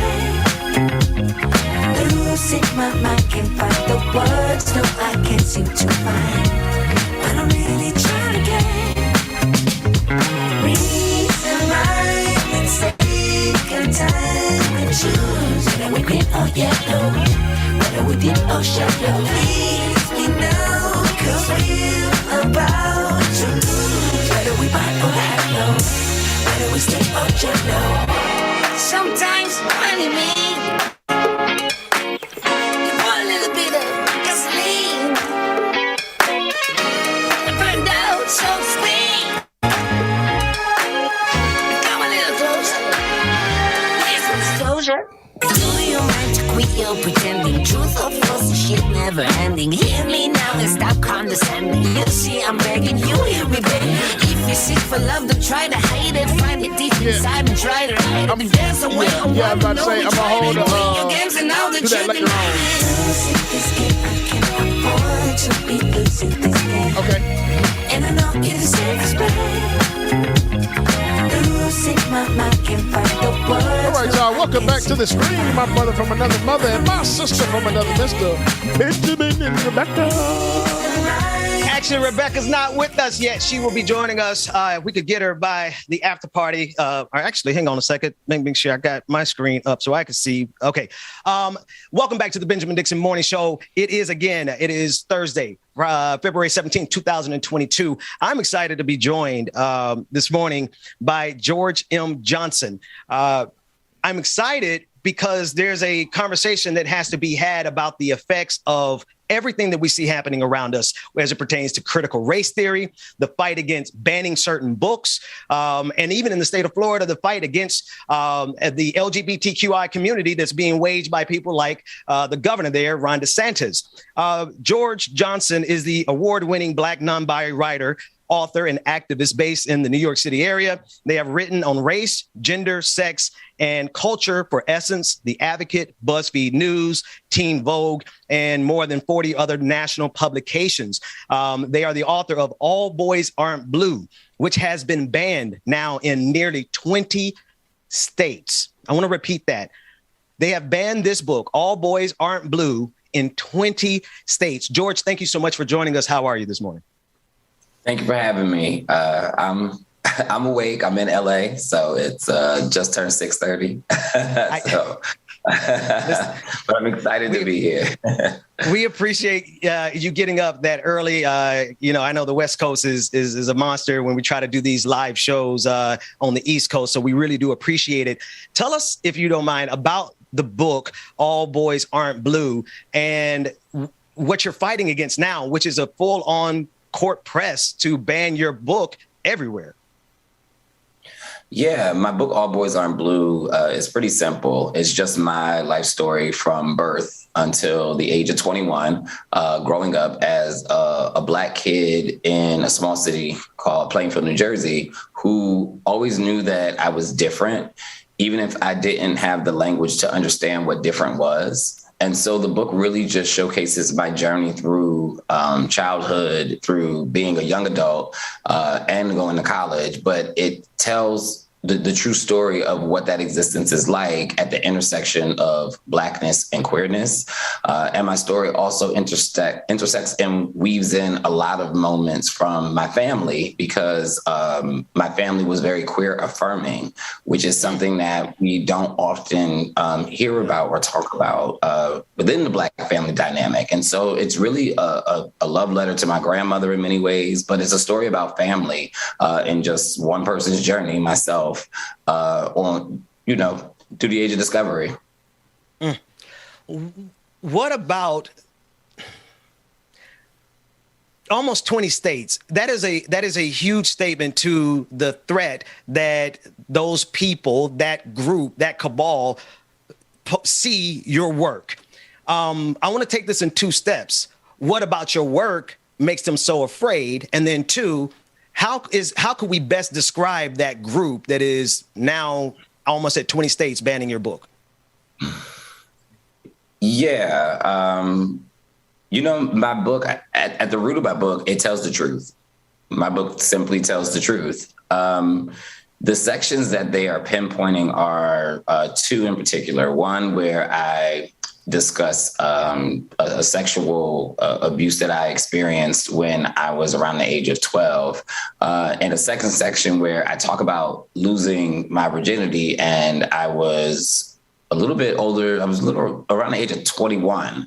And so in both of those sections, though, I do depict what is going on. I talk about what the experience was like. I talk about it, very boldly and vividly what actually happened in those two instances. But they're trying to say that what I'm selling is pornography, when realistically, what I'm selling in the one chapter is teaching youth about consent. It's teaching the youth about grooming. It's teaching the youth about how to recognize sexual trauma and repressed trauma. And in the other section, it's literally a critique on how poor our sex education system is in the United States, so much so that people who are queer don't even know that they're at risk, at much higher risk for HIV, and how we have to really update the sexual education systems in this country because our kids really don't know about consent. And the only places that we can learn about sex from oftentimes becomes pornography, which is why so many have a warped view of what sex actually is versus the main depiction of what most of us can see. There's a lot there. And I can say there's a lot there because anyone who has dealt with trauma, either personally or cared for someone who's dealt with trauma, understands that you don't heal until you address it. You can't move past trauma until you actually can verbalize it and discuss it. And so it's almost as if their argument makes no sense if they're saying you discussing trauma is going to cause trauma. It doesn't make sense. I can see it from a homophobic kind of generalized fear of bigoted fear that they're so used to in this country. I don't get the logical argument from their perspective, which leads me to the second question. Who are these people specifically? Because I sometimes generalize and say like white supremacists or conservatives, but that group might be a lot bigger than that. Yeah. And, it's interesting. It's not a large group. It's mainly a group called the Moms for Liberty and No Left Turn in Education, I believe, is the second group. Not huge groups. It's not 1 million people after us. Even when you look at the numbers, it's always like 2 parents complained about this book to get it pulled. 3 parents complained about this book to get it pulled. 1 parent complained about this book to get it pulled. Like, so it's not like a huge group. They're just a group that is very well mobilized. And so they're in all 50 states. They have about 135 chapters in terms of the Moms for Liberty. And so they just have basically made a coordinated attack against a list. They just have a list of books and they all just go to their school boards and complain about the list. None of them have read the book. And realistically, they are living under a conservative ideology that is built in like purity of like white children and innocence of white children. And because of that, they're rooted in that ideology. They feel that anything that either downplays the history of this country, talks about how the forefathers were slave owners and rapists, because my book does that too, or talks about experiences that aren't of their pure children who are going to be jaded by my Black queer experience, then those books need to be pulled. A small, concentrated group that has a list. And you know, I mean, I've been following this story for a minute. You can't help but follow how many people are being attacked in this space. But it's not happenstance that other books on that list directly address what you already listed: white supremacy, systemic racism, critical race theory in the generalized sense, not in the theoretical sense per se. But tell me, why is it so easy to go just from one ism to the next? All of the phobias from one to the next. It's like there's a very small step to go from being a racist bigoted to being a misogynist bigoted or a homophobic bigot. Tell us, if we don't catch it on one, how is it so easy to miss it on all the others? Yeah, I think people don't realize how systems of oppression are all interconnected. And so oftentimes when you hear people talk about a system of oppression, they talk about it from a very siloed standpoint. And so people will talk about healthcare, but don't talk about how K through 12 feeds into socioeconomic status, feeds into healthcare, feeds into police brutality, right? And so it's almost, which is why when people first started talking about the school to prison pipeline, it kind of blew people's minds because they didn't realize that these two systems, i.e. the criminal justice system and the K through 12 education system, were so interconnected into what plays out in specifically Black and brown children's lives, as it was pushing the kids into that system from as early as the age of 6 or 7. And so part of the issue is people don't look at racism or gendered violence or, as I said, healthcare as interconnected, interwoven systems, when realistically it is, like you said, it's easy to jump from one to the other because they're actually not like 3 separate circles. They're more like that Venn diagram where you do one circle here, one circle here, one circle here, and then you notice like, oh, wow, they all interconnect at a certain point. And I think that's really the truth of the matter. And it is just like you said, it's easy to jump from one to one to one because they are all birthed out of each other. That's right. That's right. This is why I, if you don't mind, just let me go on a little tangent here.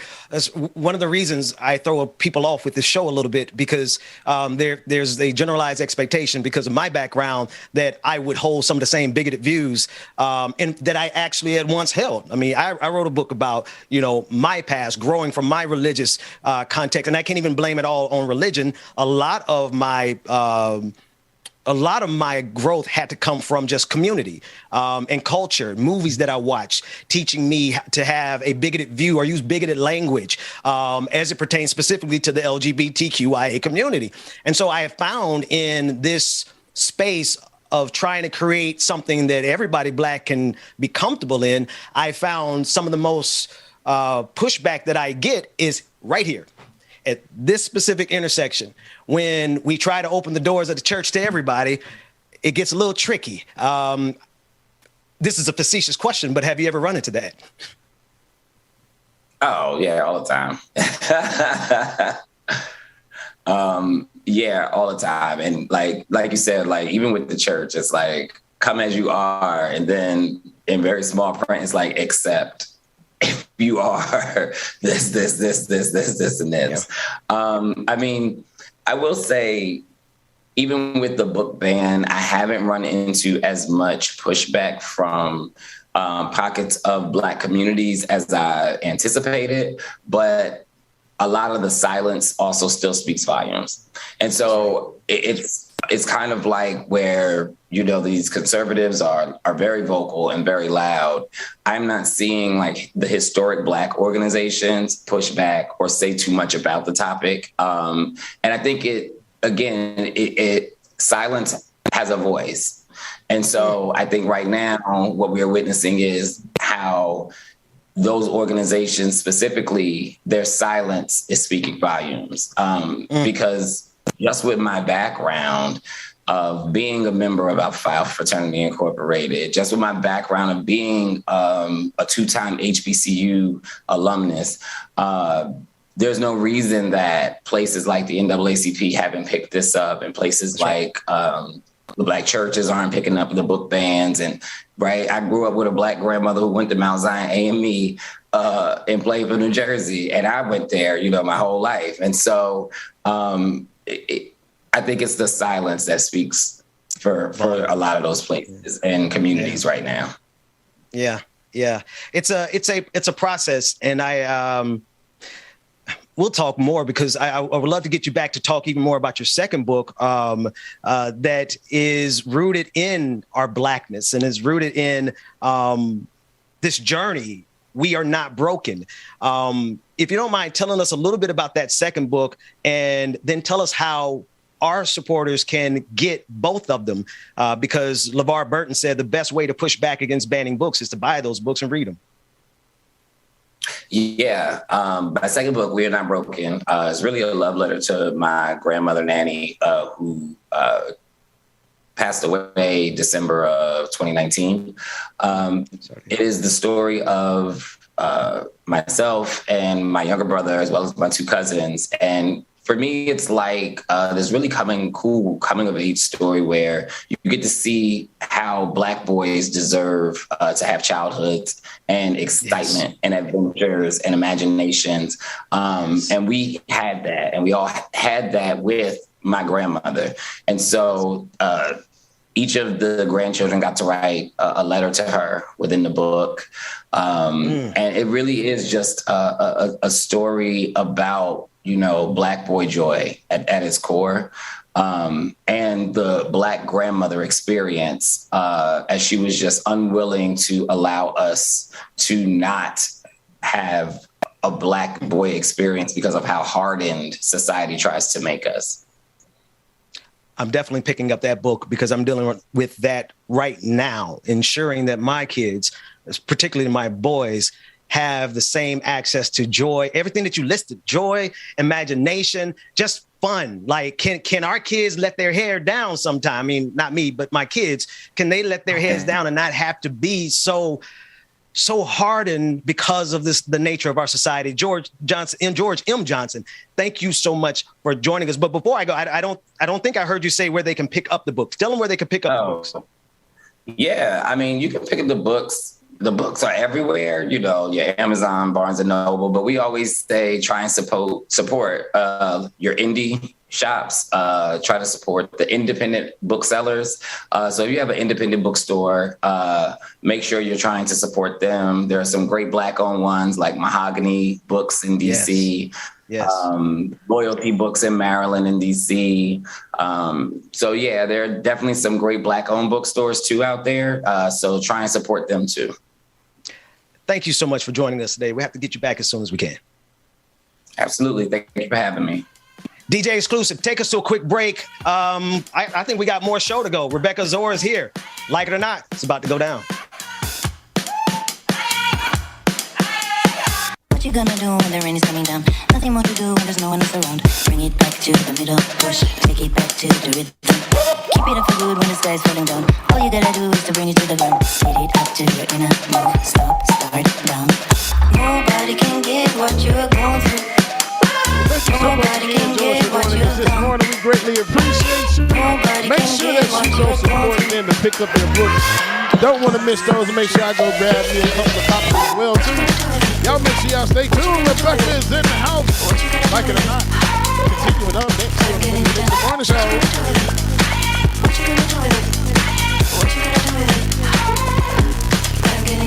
Matter of the thing, I'm never falling down. Shovel up the dirt, I'm taking shit from them. Bring it back to the middle, push. Take it back to the rhythm. Ringing every bell for the falling of the sun. Shifting, get in front to the beating of the drum. Hit it up to the inner. Start down. Nobody can get what you're going through. Nobody can get what you've done. Nobody can get what you're going through. Nobody can get what you've done this time.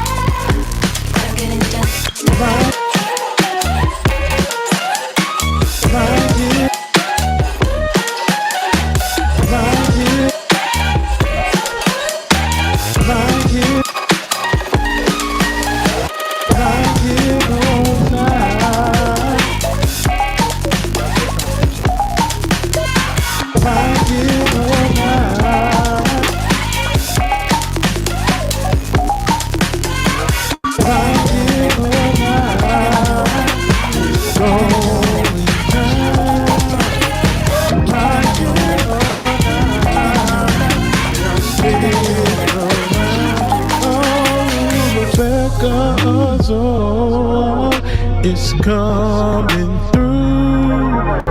You know she got a good story for you. Oh, Benjamin, that's my dog. This is his show. He's a politics pro.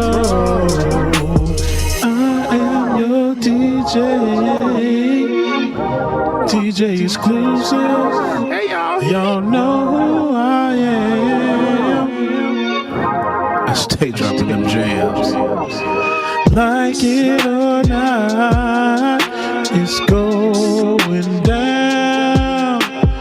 Like it or not, y'all stick around. What's the big good? What's going on? What's like it or not, it's starting now.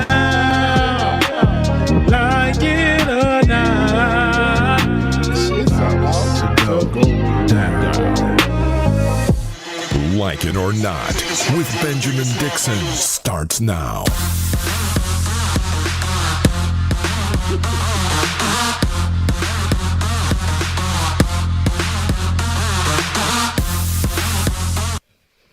Good morning, good morning, good morning.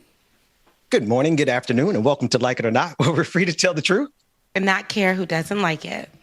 Oh, you know, it is what it is. But we're here. What stories do we have? I didn't really get a chance to. I saw that you guys did discuss 2 stories earlier when I was in the rating room. But, you know, I think now, what stories do we have? Where are we at the after party? Let's play some joy. I mean, all things considered, this is the after party hour. We had a matter of fact, the crazy thing about it is we kind of we overbooked today. Today was a jam-packed show. And we had a couple of guests who couldn't even make it, which worked out great because otherwise we'd be here 12. We would have been at noon. So, David, what do we have in the after party tank?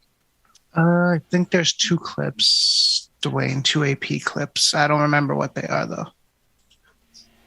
So just roll. Play something. What the hell is this? Oh, yeah. Babies born streaming. No, this is scary, bro. This is like Hold on.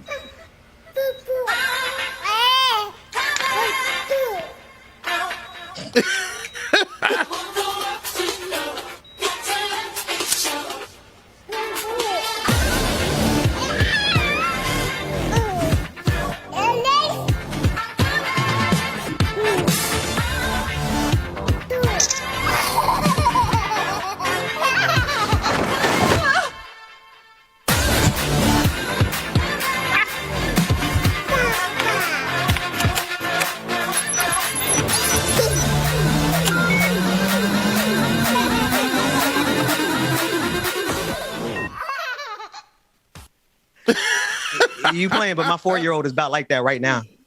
It's the truth though. These kids come out now with a phone in their hand, already streaming. It's like they're being born with like more knowledge. Like they've been here before, and they not only been here, but they've been here with technology before. Yeah. All right. Listen, hey folks, Rebecca, I appreciate girl, you. pause, man, pause. Rebecca, pause. Everybody, pause. Rebecca.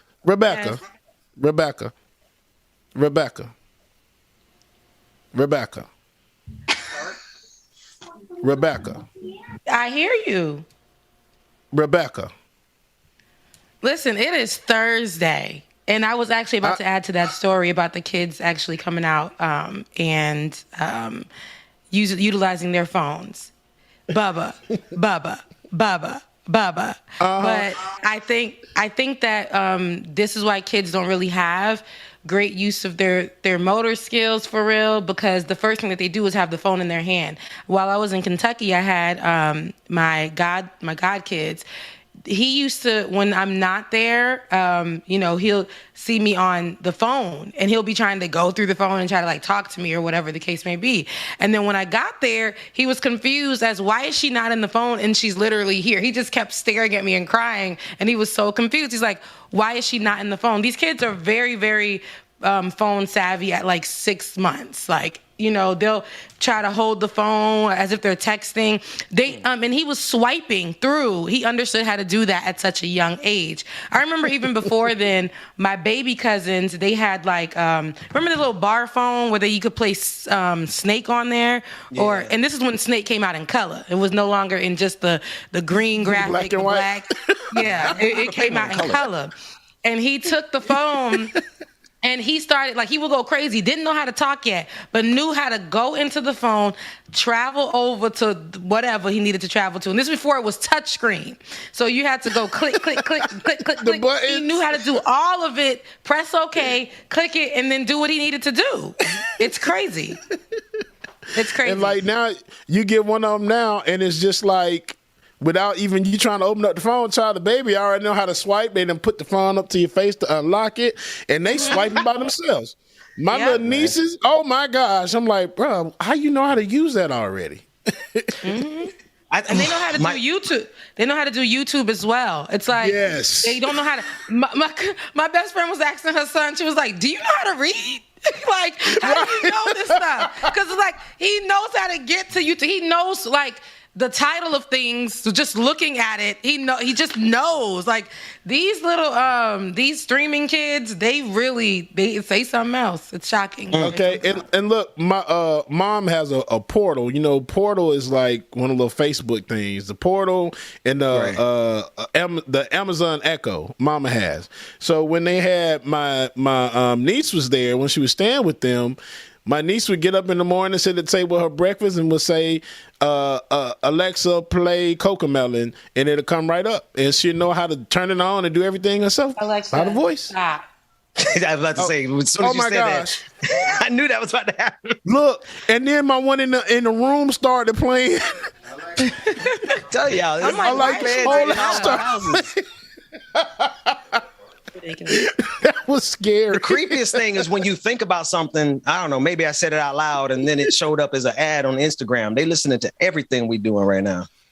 Oh man, guaranteed if we open up a web browser right now, Instagram or Facebook, there is going to be an ad. Cocomelon for Amazon or Alexa going to show up on the dang on thing. Let's go to Instagram. I'm going to scroll. I guarantee y'all keep talking. I guarantee you my first ad going to be like that. We check it. That's the bad part about it. Well, yeah, because I know it happened every time. I was sitting, I don't know where I was, and I asked the waitress for, I was trying to do keto, so I was asking for one of them Coronas that got like low carbs. I ain't never seen an ad for Corona on none of my devices. All of a sudden, every day after that, I got ads for the exact Corona I was asking for. So they listening to everything. And I don't. Go ahead, Rebecca. I know you can go ahead, Dwayne. I was going to say to even take it a step further. And like, Ben, have you noticed that you may get ads for stuff that your wife is interested in as well? Because they know that the phones are together so much. It's like, oh, they must be, and you'll get her ads, and she'll get your ads. But why is it that they never use the algorithm to, like, I don't know, connect me with a resource that I need that day? Like, they know everything about me. They know everything. They know what my wife likes. They know what I like. They know all the details. They know what I'm nervous about. They know my anxieties because I be Googling WebMD. What does this little mark mean on my inner thigh? You know what I mean? So they know that about all of us. They don't ever send us any good recommendations. They send us ads for, like, beer. You know what I mean? Like, come on. Well, that's I need the algorithm to do better than beer. And I don't like how Instagram is now doing it now. Like, if you don't follow, like, you could look at something for maybe over 5 seconds, and you probably weren't even really looking at it, but it's literally what is probably going to be a page that you weren't following, because Instagram does this thing now where if you don't follow the person, or it was on your explore page and you look at it, it's like, okay, They're interested. You now are considered interested. Now on each, like, you'll be scrolling through and it's like people you're not even following. They now are all on your timeline. If I wanted to follow this person, I would literally put them on. I have a whole string of people that I am not following who are on my timeline. And I'm like, the point of Instagram is to follow people who you want to follow, who you want to be on your timeline, who you want to see their content. Right. I'm looking at, you're forcing me to watch all this content. And then it's like, I only watched that little commercial. My best friend sent me, she was like, girl, look at these dogs or these cats scratching babies. Like, you know, it looked like they're actually loving on them. Let me say that. Like, they're loving on them. But when you're looking at it and you're not really a pet parent, it looks like the kids is jumping on newborn, the little kittens is jumping on newborns, scratching them up. Dogs is ready to chew up the baby face. That's what it looks like. But now she sends them to me more often. You know why? Because she looked at it that one time. Her whole page is doing that. I was looking at laser removal for my mustache, and ever since, that is all I see. It's laser removal all the way through. And I'm like, I don't want to see this. I don't want my page to be all laser removal. So yeah, and listen, just because I looked at one twerk video Instagram does not mean I need you to populate my timeline with nothing, because I got kids. Like, I happen to look at one. I'm joking now. Anyway, it is true though. No matter what you look at, if you look at it for more than 30 seconds, they gonna fill your timeline. And I hate now how, like, the search engines, they integrate into social media feeds as well too. So let's say if I'm on Amazon looking up something, not Amazon, but let's say on Google or something on my web browser, once I go back to Instagram or Facebook, there's going to be an ad there for it. Yep. I forgot what that was called specifically. It was targeting. I forgot pixel targeting. It really is. They've had this technology forever, though. That's the other thing, right? I knew about 90% of all the algorithmic stuff that people are discussing now. That they had that whole video, that documentary on Netflix about the algorithm. Yeah, they've been doing this. I mean, since Google was invented. Like, they've been tracking every detail. They know when you go from Facebook to any website, and then they mark you with a pixel that you went to that website, so that when you come back to Facebook, they're like, oh, you're interested in that website. Let me show you an ad specifically about that website. It's really dumb. And I feel like all of that, the only reason I had, created Instagram was to follow people that I like, who are like-minded. Just because I watched something that somebody sent me doesn't mean that I'm interested in this. That's the worst way the algorithm could work. And also, if you have been someone who is prone to posting about, defund the police or Black Lives Matter or whatever the case may be, they will blacklist your page for a minute so that nobody can really see what content you're posting. Even your sexiest picture where you throwing that ass, right? It's not going to get any likes or whatever the case may be, because they will blacklist your page. And then after a month, you'll see them, yes, they'll shadow ban you. And then after a month or so, you'll see all the people that are following you are starting to see your content again. I was told by someone who works with Instagram that, yeah, girl, they'll do that to your page. And, all your followers will be wondering, when did she post that? And a month later, it'll start to be revealed on their timeline, this old ass post. And then they'll, that to me is ridiculous. But you won't see that really happen within the Not to Make It about Black and White, but it's Black History Month. So you really won't see that with all lives matter posts. You really won't see that with, the thin blue line. You won't see that with people who were, I always question folks who, yesterday I was watching a show. Now this is so random. Yesterday I was watching a show called Married at First Sight. And there's a particular person on there, and I watch that because I love. And there's a particular person on there, a white couple. I like when they, set the black couples up with the black couples. I love to see it, But there's a white couple on there, and one of the girls said that she was making an excuse, but she said, I didn't want to be with the guy. They still at the altar, child. I didn't want to be with the guy because of his politics. He's not the way that I liked him to look. She wasn't even cute. But she was like, and he's like a millionaire real estate agent. I just want to throw that out there, guys. If you want to go and see who I'm talking about, follow him on Instagram. Jump in his DMs because he deserves love. But the girl was saying, he said defund the police. And he's trying to make me look bad. But he's someone that said defund the police. Well, when the police go away, who's going to protect us? And I just wanted to know, where was she on January 6th? That's what I want to know. The Capitol. But they allowed those pages and those people to be on national television, which she made herself look crazy on national television. But they allowed them to be on the Explore page, carrying those Confederate flags high in the sky. They allowed those people to have the front page or the suggestions on Facebook, on YouTube, on whatever the case may be. But our network here doesn't get that opportunity. The Benjamin Dixon Morning Show won't get that opportunity. They may be fifth in the list after watching something. Or if you've watched our show, what happens is in that thread, the next 3 stories are going to be like ABC, NBC, whatever, MSNBC, Fox, even Fox. And it's going to be that. And that's what I don't like. And it's like, don't attach us with these people, or don't just try to get the people who are viewing these kind of stories to go over there. But the likeliness and the push will always be towards that content. Till this day, I can go on TikTok because I like TikTok. I like to scroll through TikTok. I get lost. I go through a black hole, a rabbit hole when I go on TikTok. Okay? But until this day, I can go onto TikTok and search for captions about black women.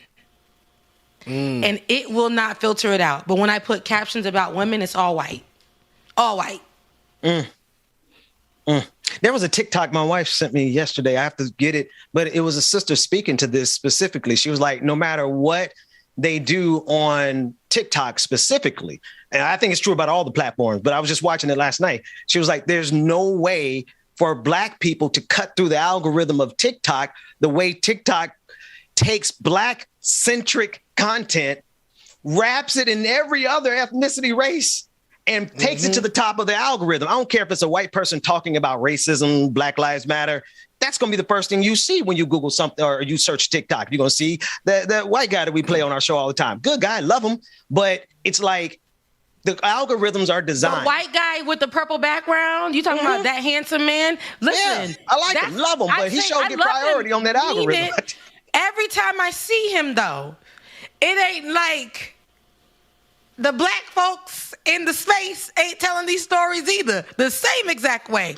Literally watching the content, talking about what they've just watched, showing you articles that match this. And I'm not knocking him. I love him, mean it. I like the style of his storytelling. I think it's nice and calm, and it's like you can digest it. I like that about him. What's his name? Michael something. But yeah, I like him. Fine. And he's fine. But that is crazy to me, that because he went viral for that, like, I'm not saying there's nothing special about it. Like I said, he makes it digestible.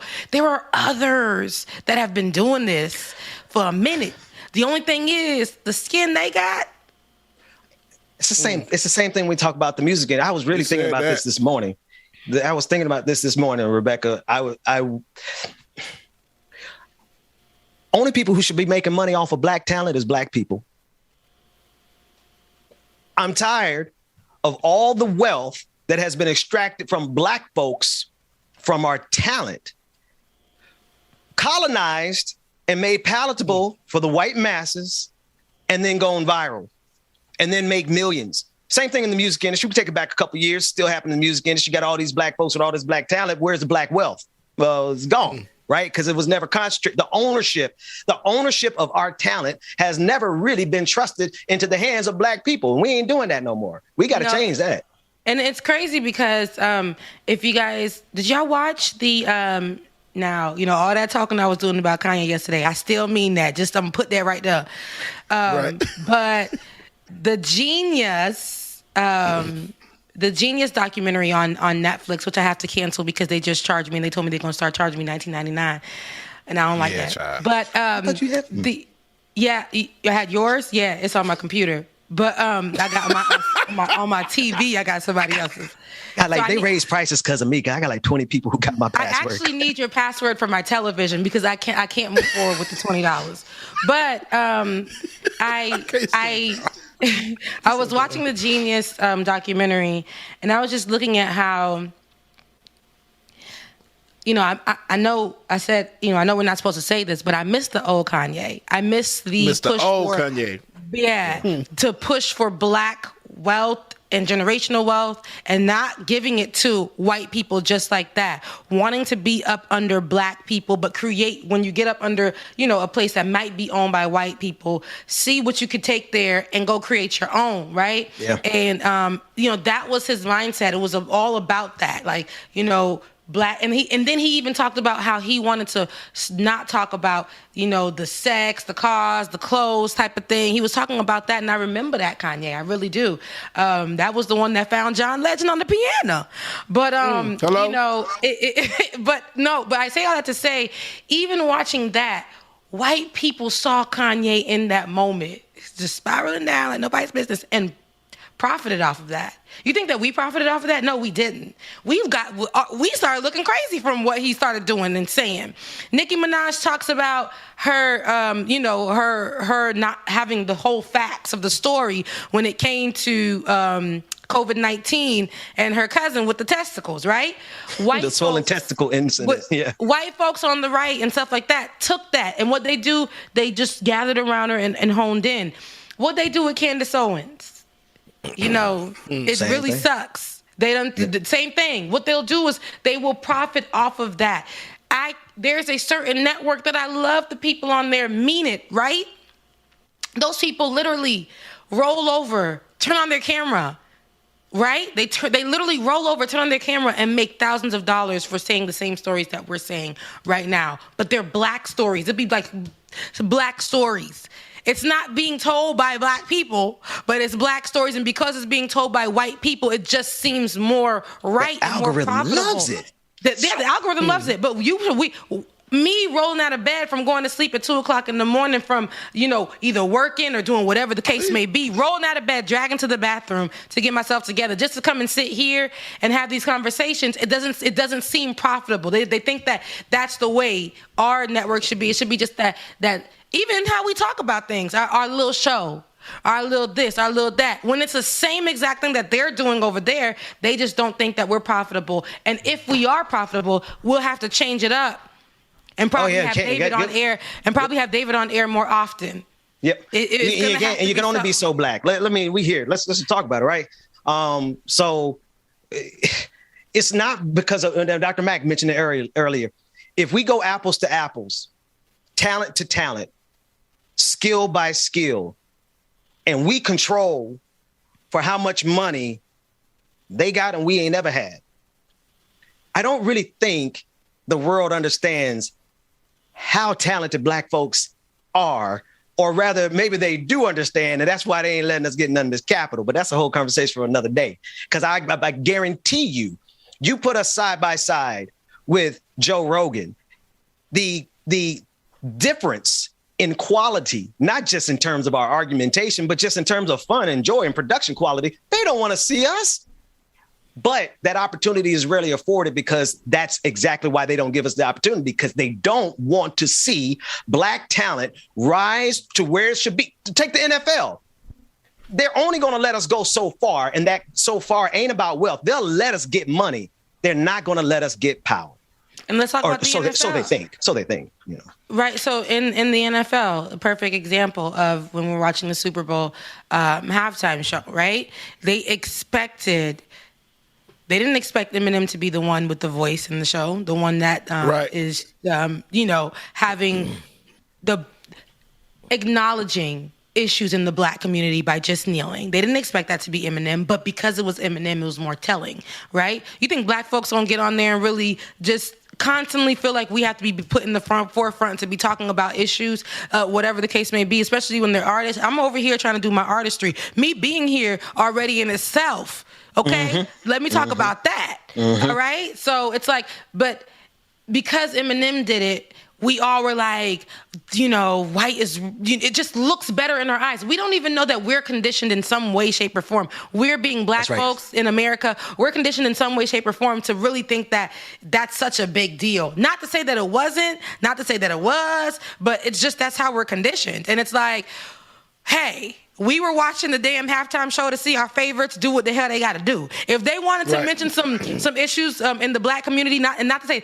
that they haven't on their free time whatever the case may be, but in this particular moment, the fact that a Crip is wearing all blue, smoking weed at the Super Bowl, that's big enough for itself. You know what I'm saying? The fact that Mary was able to kick her boots in the air after being in this industry and being raped, not physically, but being like raped mentally, financially from this industry. You know what I'm saying? And able to do what she has to do today on that stage, that like decades. I'm talking about maybe like 3 decades of this thing.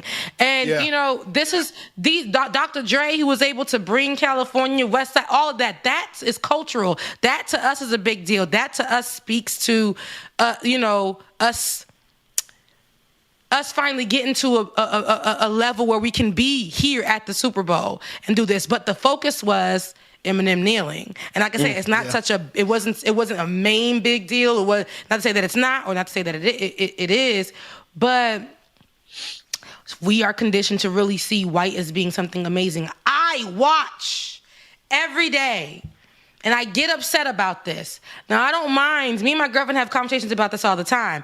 I don't mind dating. I've dated outside of my race, right? I have. And I just realized I prefer Black, but I like white men. I think they're handsome. I think they're all of the above as well. David, you're handsome, but I think that I think that with the way that Black women even discuss, and I'll step into that territory because I'm a Black woman. I think that Black women who lead the conversation about Black men needing to do better or whatever on social media, the same way Black men do the same thing to Black women. But that conversation, and they're saying, that's why you need to be more like white men who, one woman said, you need to be more like white men who build. Who like to build. This was a whole conversation, but I'm saying I got to catch myself because I have a habit of nodding my head out of professionalism. Could you repeat what you just said, please?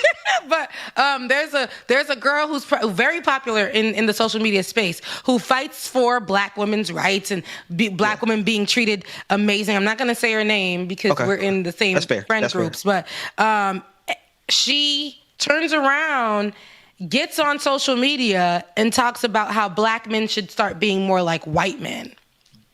And how white men, and this is all because one of her friends who were on one of those shows, like I was talking about earlier, the Married to at First Sight shows, went for a white man, right? And this is they never seen each other, and they ended up getting together and getting married. Went for a white man, and now she's saying, "Oh, he builds things for her. That's what Black men need to start doing." And I started thinking to myself, have you ever thought that maybe the men that we're picking doesn't, regardless of color, white doesn't make it right all the time? You know what I'm saying? I need you to understand, man. Sometimes a man could be white or Black doing the same damn thing. White men cheat too.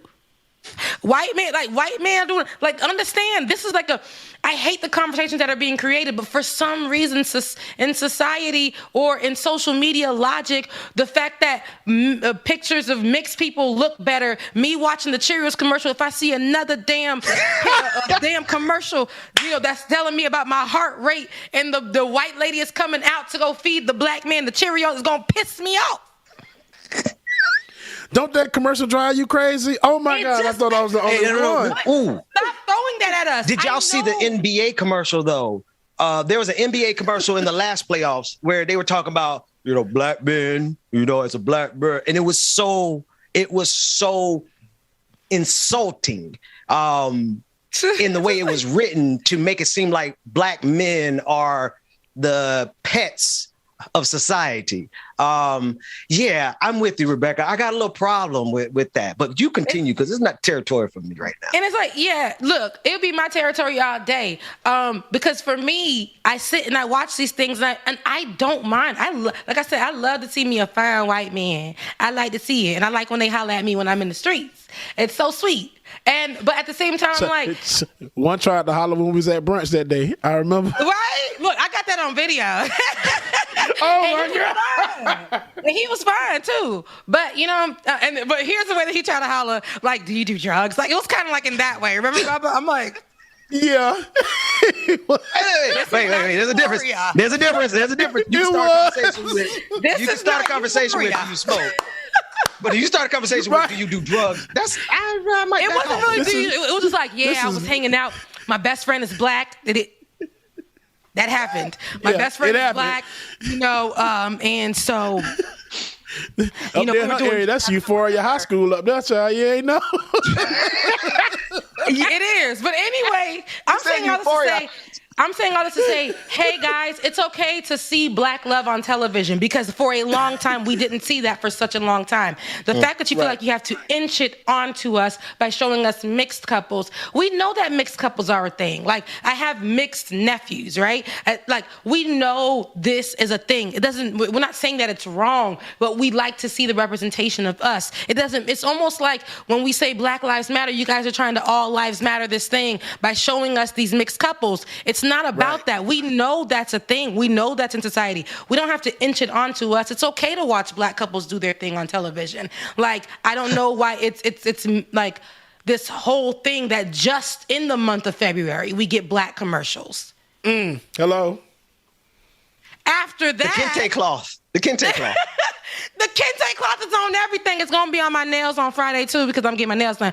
But listen, it's like we see kente cloth on everything. We seen kente cloth on Nancy Pelosi.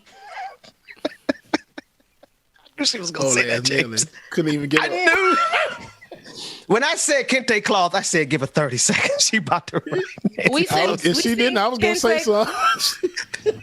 We seen it at Bath and Body Works. They got the Kente scented candle. we seen it. What does Kente smell like? Because they had it they had the Kente print on the watermelon one. Now we seen the Facebook dramatically change. And when I say dramatically, Facebook changed. It was my Facebook. It's American Airlines. Did some dramatic change by putting a circle of the kente cloth print around their picture. Oh, my. See, this is what I'm talking about. And I feel like we should be able to celebrate. I know it's just a month because I go from all over the place. Black folks, when we're seated at the table, we can have these conversations. But when I'm walking outside, I'm going to be extra, extra, extra black. Not that I'm not that every single day. But I want you to see me being really black. Like, when they walk past my door, I know y'all can hear all the music that's playing. You know, it might be in a different language, or it might be some Ratchet Future playing, or it might be some K. Michelle singing in country. Right, about like doing a threesome or something, but in a country way. It's like you might hear all of that in my home, but you're gonna know it's black as hell. And then I might go to some gospel music, or you might hear TD yelling, "Wake up! Wake up! Wake!" Like, you might see that. You might hear that when you walk near my door. Like, you just don't know. It's really black, but. I feel like this month, it's been a really rocky month for us. It's sad. It's been really tough. I didn't want to claim that. But it really, there was so much things happening that it's almost sideswiped Black history. We haven't really honored it. I haven't really seen too much honoring of, like we usually do, of Black greats. You know what I'm saying? So even on the show. So I think that we got to take time to continue to do that. I know that we have had Dr. Carl Mack doing his moment, which is great. I love that he is the voice of Google, and because that has been educating. But just honoring Black greats in the now and in the past.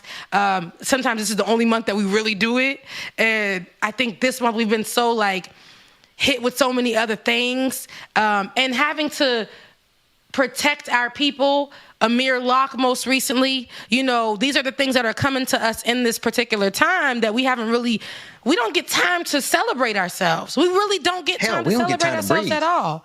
We don't get time to grieve. We don't get time to mourn. We don't get time to do nothing. So if I talk about me wanting to see Black people on TV loving on each other. It kind of reminds me of the very first video I ever did. On this YouTube here thing. Get me out of here, Dwayne. It was called Average Black Father. What happened? Well, let me blue screen up. What happens? There you go. Anyway, the point is the reason I did that video is because I took my family out to dinner one day in Boston. I know it was like in New Hampshire, somewhere up there. And this white couple came by and said, "Oh, your kids are so well behaved." And I'm like, what did you expect? What is your preconceived notion as it pertains to how Black people behave, such that you interrupted my dinner to assert your excitement over the good behavior of my children? They say that a lot to Black kids. They say that a lot to Black kids, that they are so well behaved. Yep. They do. How they supposed to be acting? They supposed to be acting like hoodlums, animals, little monkeys running around here? Is that what you feel? Look, little chitlins running around here. I don't see Black kids on leashes. Hello? That is the worst thing ever. You got the little ass kid on a little leash. You was walking your child like a damn dog.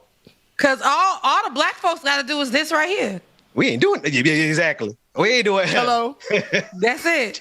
Get over. You not going into the toy lane. You direct them, and then they get it together. Just hold on to that hair right there. This right way.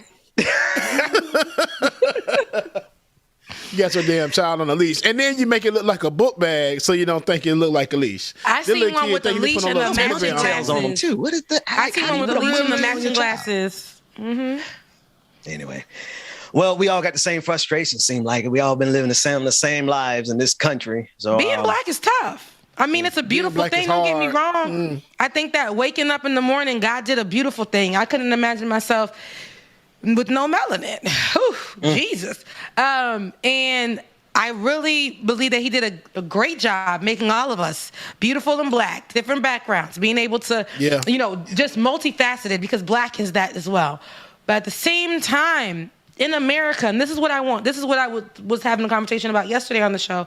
At the same time, being Black in America is really tough. Us waving the flag, it brings back, you just get these emotions of tears and things like that, and stress, and what our ancestors went through. I wish that when we saw the flag, it was that imagery that I had when I was younger. But that was me looking at everything through rose-colored glasses. I had no knowledge, just what was taught to me in school. But when I stepped into one of the biggest critical race theory schools ever known to man, Florida A&M University, and was taught so much, and the scales fell from my eyes, and Saul became Paul, I knew at that moment that I can see now, and I can be somebody else, and I can actually love my Blackness and my heritage, me being Haitian, instead of what America really tried to make me think that, Haitians didn't matter in this country. Being Black and speaking another language was a terrible thing. I didn't like that. Go back to your country. And then your country. When your country, you're considered ignorant or ghetto or whatever the case may be. Yep. It's like when you have a country accent, and when you say what, like Ben does and Steve Harvey, what? When you say woman, they think that's problematic. You're supposed to talk and when you talk when my Valley girl side, they'll say, wow, you talk really proper. My friend talks proper, and she got a country accent. I tell her all the time, I love your accent, and she talks proper. But she just has a Kentucky accent. Absolutely. My other friend, she's from what they call Belglade, right? Oh, she's from the Pahokee. Muck. Muck City. Pahokee. Yeah. She's from Pahokee, yes. Muck, and I grew up with her. That girl is very intelligent, like no one's business. She has 3 degrees as well. And she just has a really strong accent. There are words that she just can't say because she came from Haiti and went straight to Muck City. She has a really, really strong accent.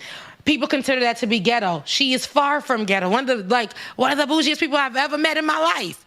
But that's how they consider it. But I will meet these backwoods white folks. Well, look, Marjorie Taylor Greene. They running for office and winning. What we call dirty foot. I hate to say it, but I saw her feet in them sandals. And they literally consider that to be, they really just, because it's white, it's just more bearable. It's more digestible. It's more understood. It's better. But if there was somebody black like that in there, they would be like, oh, it's just exactly. I was on that show recently, The Rising. They didn't want to hear what I was saying that was very poignant and important. And I was hitting some key facts in a good tone, too. I didn't even give them, aggressive black woman, as they would say. All they were focused on in the comment section, most of the whites, aren't her nails really distracting? That's all they could say. But if a white woman came on with a line down her nails and a gold tip, it would be, wow, so she's so, that's so cool. She's the only one that could rock those. Classy. That's that. Because we are just, for some reason, no matter what arena, in America, no matter what area, black would just be the bottom of the totem pole. Black immigrants, black undocumented people are the bottom. Black people in America who have more heritage, who have more background, who have more ground to talk that in America are considered the lowest of the totem pole. It's just the way America literally has us viewing everything. And I think that's really problematic. It is. Absolutely Agreed. Dwayne, go ahead. I was about to say. Nah, I'm gonna keep that to myself. It was just when you was talking about the dirty feet, something popped into my head. Get us out of here. But something. Nah, there's something that always happens in the last 30 seconds of the show. I want to know. Right. So remember the trial of the men who murdered Ahmaud Arbery. Ahmaud Arbery, right? So that's what they said. That's what they tried to bring in. Oh, his dirty fingernails, dirty feet, right? Yeah. And just like Rebecca said, there's quite a few pink toes that just be walking around with dirty feet, and it's weird that that's an argument that they would try to bring in to Marjorie Taylor Greene. Sorry, no, but Marjorie. My brain just Taylor Greene defending. No, I want to get context. Right. Marjorie Taylor Greene talking about Hitler before the school board in Georgia. They're literally like you did. It's anyway. We're already after 10:30, but I no, but yeah, we already at 10:30. But I got time. 2 more minutes. I really think that before we leave, we really got to delve into that a little bit that you said, Dwayne. The fact that they did that. A man who is passed, gone on, murdered at the hands of white people, when he was being talked about, in his passing, in his murder. In his death, they criminalized him by talking about his dirty toenails or trying to say that he had dirty fingernails or whatever his features looked like. That was a threat. When we have people literally, but like I said, when it's on white folks, it's like white is right. Marjorie Taylor Greene in her dirty mouth talking about, and not even Lauren Boebert or whatever, who we thought that was a whole comedy show when she was discussing things and talking about people crazy. But because when it comes from what society has literally embedded within us, it's okay.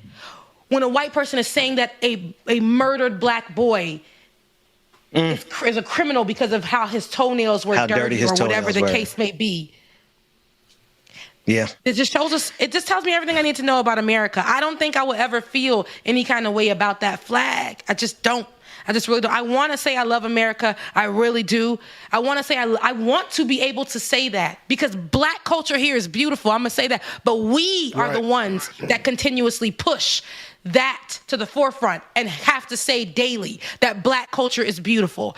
Our Black culture is this. Black is this. Because America itself doesn't do that for us but for a month. And even then, during that month. Asterisks. Yeah, I feel that. And if you really think about it, during that month, it go through so much shit.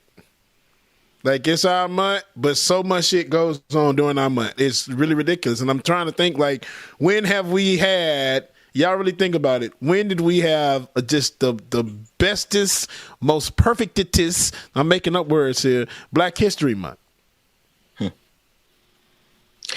Right. Never. I mean, yeah.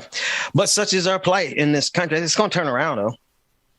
I'll tell you that much. And maybe if not in this generation, and I get scared every day. I told you I want me some big-headed kids. Yeah. I really do. And maybe those kids will be the one, but I'm scared to drop them off in this world. I'm scared to pop them out in this world full of crazy every single day. I was about to say, you say you want big-headed kids till you got to push them out. Yeah, and it's crazy because you guys will never know. You guys will never know. You guys will never know. Right. Yeah, I don't know how it feels, but I could just imagine something with a big old head. You know what I mean? No. With the head, especially I saw y'all heads. So shout out to y'all mamas. I love you guys so much. We're at the end of the show. All right. And I was taken out. I got something for you tomorrow. I don't even know what I was done. I know why you was taken out. I think I paralyzed my mama, to be honest with you. All right, why was I taken out, Rebecca? My hair was too big. Whew. That's Ben hair. Ben was probably the one that messed up a whole lot of stuff down there in Mama Ben. I just told y'all I paralyzed my mama. Soda. Ben. Why did you eat it?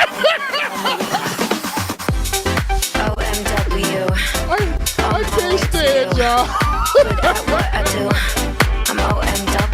All right, y'all. Thank y'all so much for doing it again this morning here in the Benjamin Dixon Morning Show. Shout out to all our guests that came through, man. We appreciate y'all. We love y'all. We mean it. Your affirmation for today. I am proud of all the bad days I have survived. I am proud of all the bad days I have survived. Y'all gonna be great, man. I will see y'all on Tuesday. I'm not here tomorrow. Y'all have a great weekend. Love y'all, mean it. We'll see y'all Tuesday. Well, I'll see y'all Tuesday. They'll see y'all in the morning. Deuces, love y'all, mean it. Out. OMW. I'm always